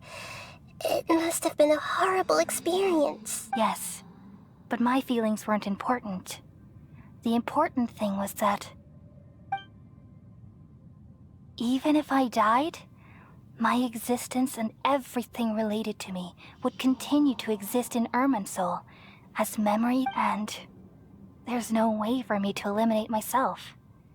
It would be a sort of paradox. So, I took the purest branch of Irminsul as my incarnation in the next samsara, and left a trail of clues, all in hopes that you would come here and remove me and my pollution from Irminsul forever.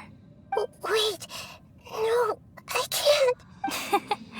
So you realize what that implies? You are very smart indeed. Irminsul has all the knowledge and memories of this world.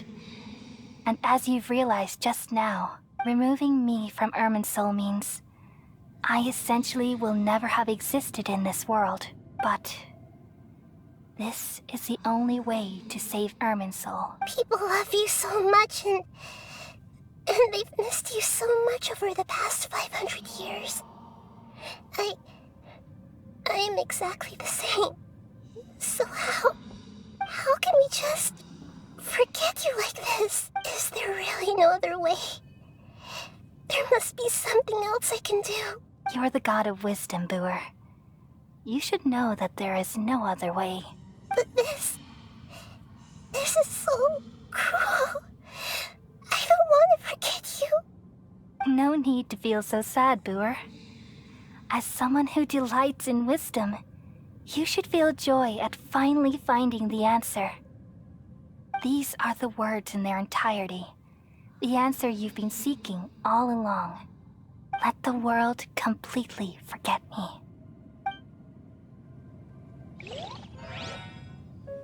We all nestle under the great tree of wisdom, peering out to perceive the world.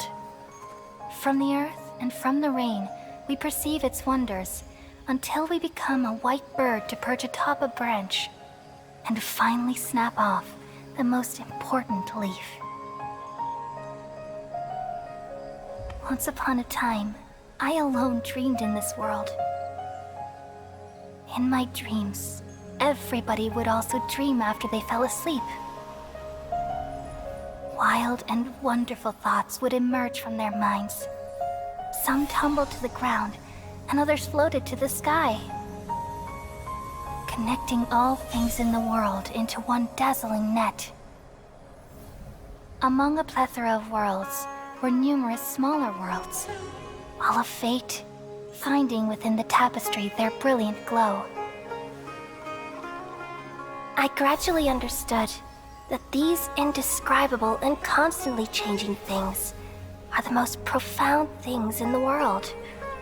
Only they can completely repel the madness. Only dreams can awaken consciousness from the deepest darkness.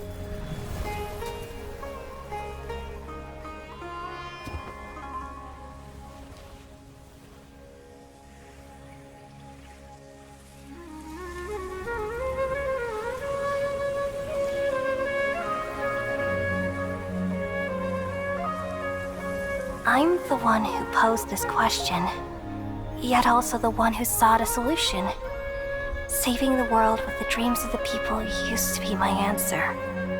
And now, you've also found your own answer, and I shall return all the dreams to the people.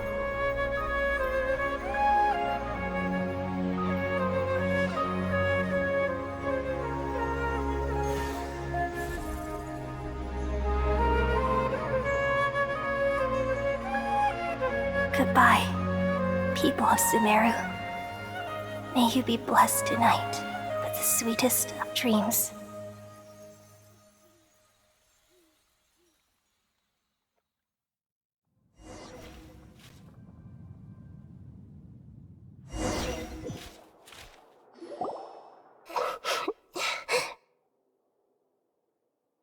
I'm alright. I'm just a little confused. We've just saved the world, right? So why am I crying? I don't know where this feeling inside of me is coming from. But I feel very sad. Just now, we used the power of two gnosis to successfully connect with the Irminsul consciousness from 500 years ago. Then, we removed the remaining pollution from Irminsul. Yeah, what's wrong? Weren't you there just now?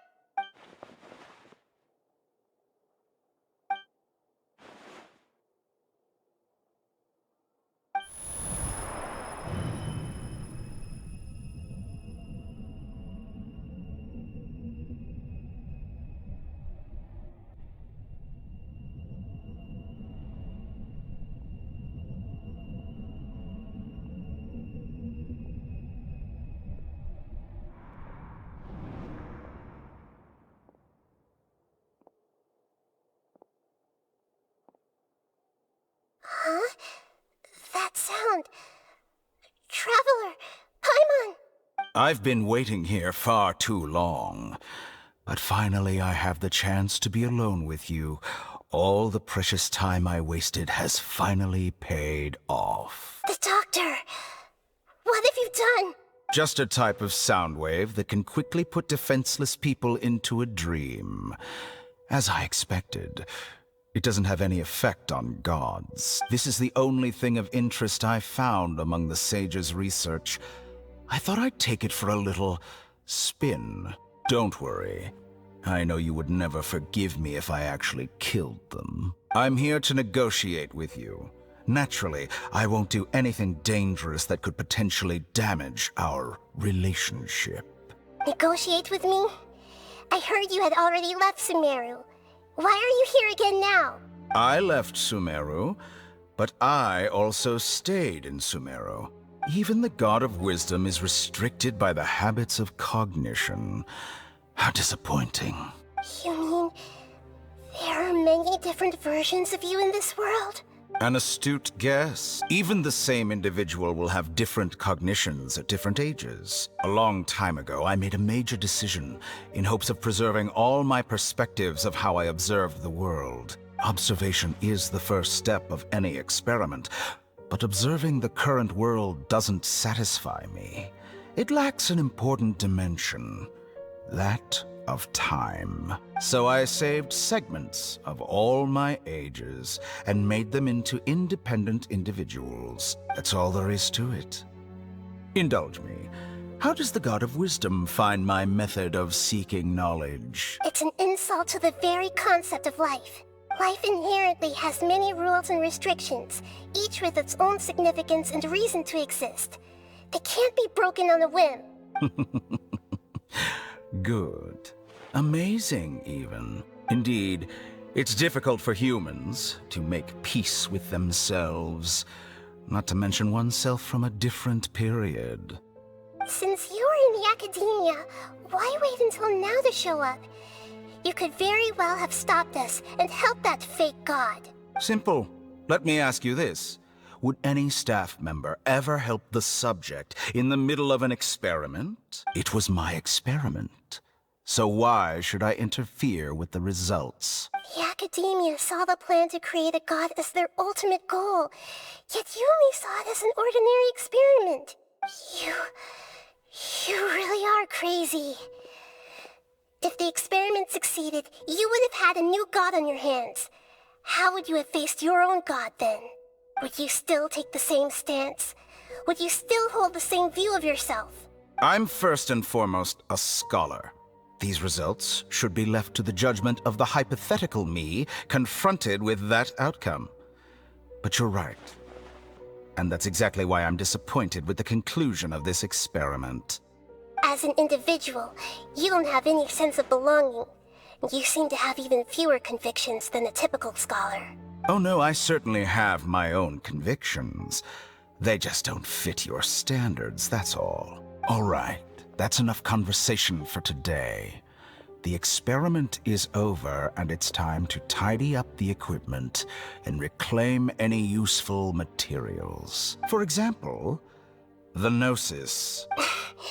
Lesser Lord Kusanali, you're an intelligent Archon. I'm sure you understand the disparity in our combat abilities at this time. Besides, you have no way to use that Electro-Gnosis in battle. Didn't you say you were here to negotiate with me? Somehow, it's starting to seem like you intend to take it by force now. I'm merely stating a fact. After all, I'm also a scholar. Naturally, I hope to show proper respect and dignity to the God of Wisdom. Your hypocrisy is built on absolute confidence. I understand your scheme, but... what if I were to destroy the Gnosis now and awaken the heavenly principles? Awaken the heavenly principles? Do you think that's really possible? The heavenly principles have been silent for many years, but the Gnosis are symbols of their control over Teyvat and all the laws. Will the destruction of a Gnosis attract the attention of the heavenly principles? And if so, how do the Fatui plan to deal with the consequences? Do you dare to gamble such a possibility with me? Gamble? How surprising. I thought you would show evidence or use rigorous reasoning to prove your point. The word gamble is the last thing I expected to hear from the God of Wisdom. But this is a clever move. You must have seen through me when I first captured your consciousness. As a scholar, I respect all possibilities. This has always been my principle and is an essential trait as an experimenter. Indeed, I can't ignore this possibility. So tell me then, what are your conditions? This foreign Gnosis will only lead to disaster if it stays in Sumeru. But this Electro-Gnosis is the prize I obtained after defeating one of your fellow Harbingers. Now, as the one who initiated this cascade of events, shouldn't you pay the corresponding price? Price? Interesting. What price would you have me pay? How about erasing all your other segments? So this is how you wish to restrict me, the most threatening opponent of the Nation of Wisdom. What you request of me is like plucking out the eyes I have placed in the dimension of time. Segments are extraordinarily difficult to make. They require extremely rare resources and enormous amounts of time and effort, requiring me to destroy them all here and now. Bravo. A suitably wise decision on your part. Yes, how very interesting. Can I assume that you have long been wary of me? Among all the versions of me, this segment you see now is the most selfish. If it weren't me, your idea wouldn't have worked. What did you see when you were imprisoned? You were observing me, and that's how you know I've long grown tired of their doubts and endless argument. Like you said, it's difficult to make peace with yourself. Being as smart as you are, have you managed to do that? I see. If you think all those versions of me are worth a gnosis, then deal. You sure didn't hesitate much. Is the relationship between all the versions of you really that bad? I don't think there's any need to dwell on that. The surplus versions of me can be exchanged for a gnosis. Do you think anyone can offer themselves at a higher price? Besides, with my abilities, it's only a matter of time until I find better perspectives. Perhaps it's best to say, you're just temporarily ahead. But what I'd like to know is, how... I can see your remaining honesty.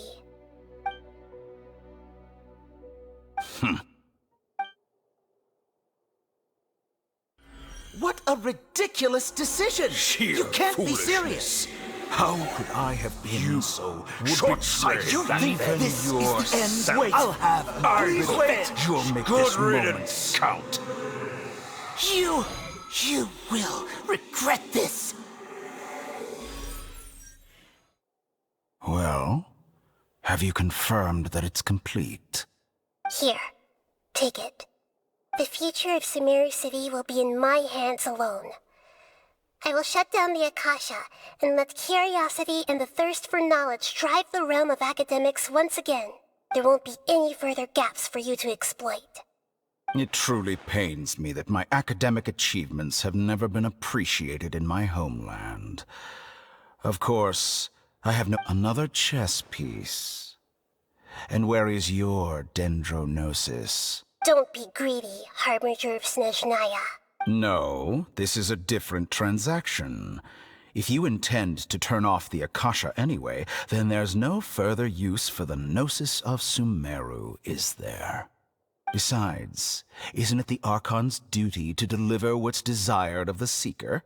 Oh, judging from your expression, you don't seem to find the idea very agreeable. Then let's think of it this way. Since you're the God of Wisdom, how about I exchange some knowledge with you? People exchanging knowledge with the God of Wisdom is the stuff of legends. Yet here you wish to exchange knowledge for the God of Wisdom's property. Arrogant as that is, it has piqued my interest. Let me ask you, have you in all your mighty knowledge ever heard the rumor that the skies of Tevat are fake? Huh? That's the secret hidden by Irminsul concerning the truth of this world. Once I finish telling you about this, it will be time for me to say goodbye. With negotiations, we've all gotten what we wanted. I'm very glad I got to meet you like this. Your arrogance may know no bounds, and convictions may mean nothing to you. But I'll still listen to what you have to say.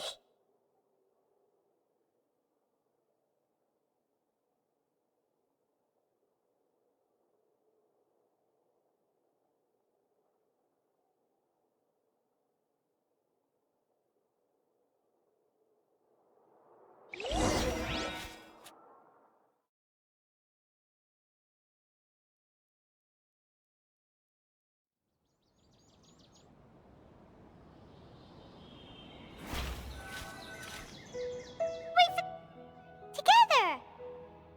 Okay, wake her up. Are you awake? Kali says it's time for breakfast. Come on, get up! Good morning! How are you feeling today? Good to hear. It looks like we've recovered pretty well. Not even Tainari could stop us from going out now, right?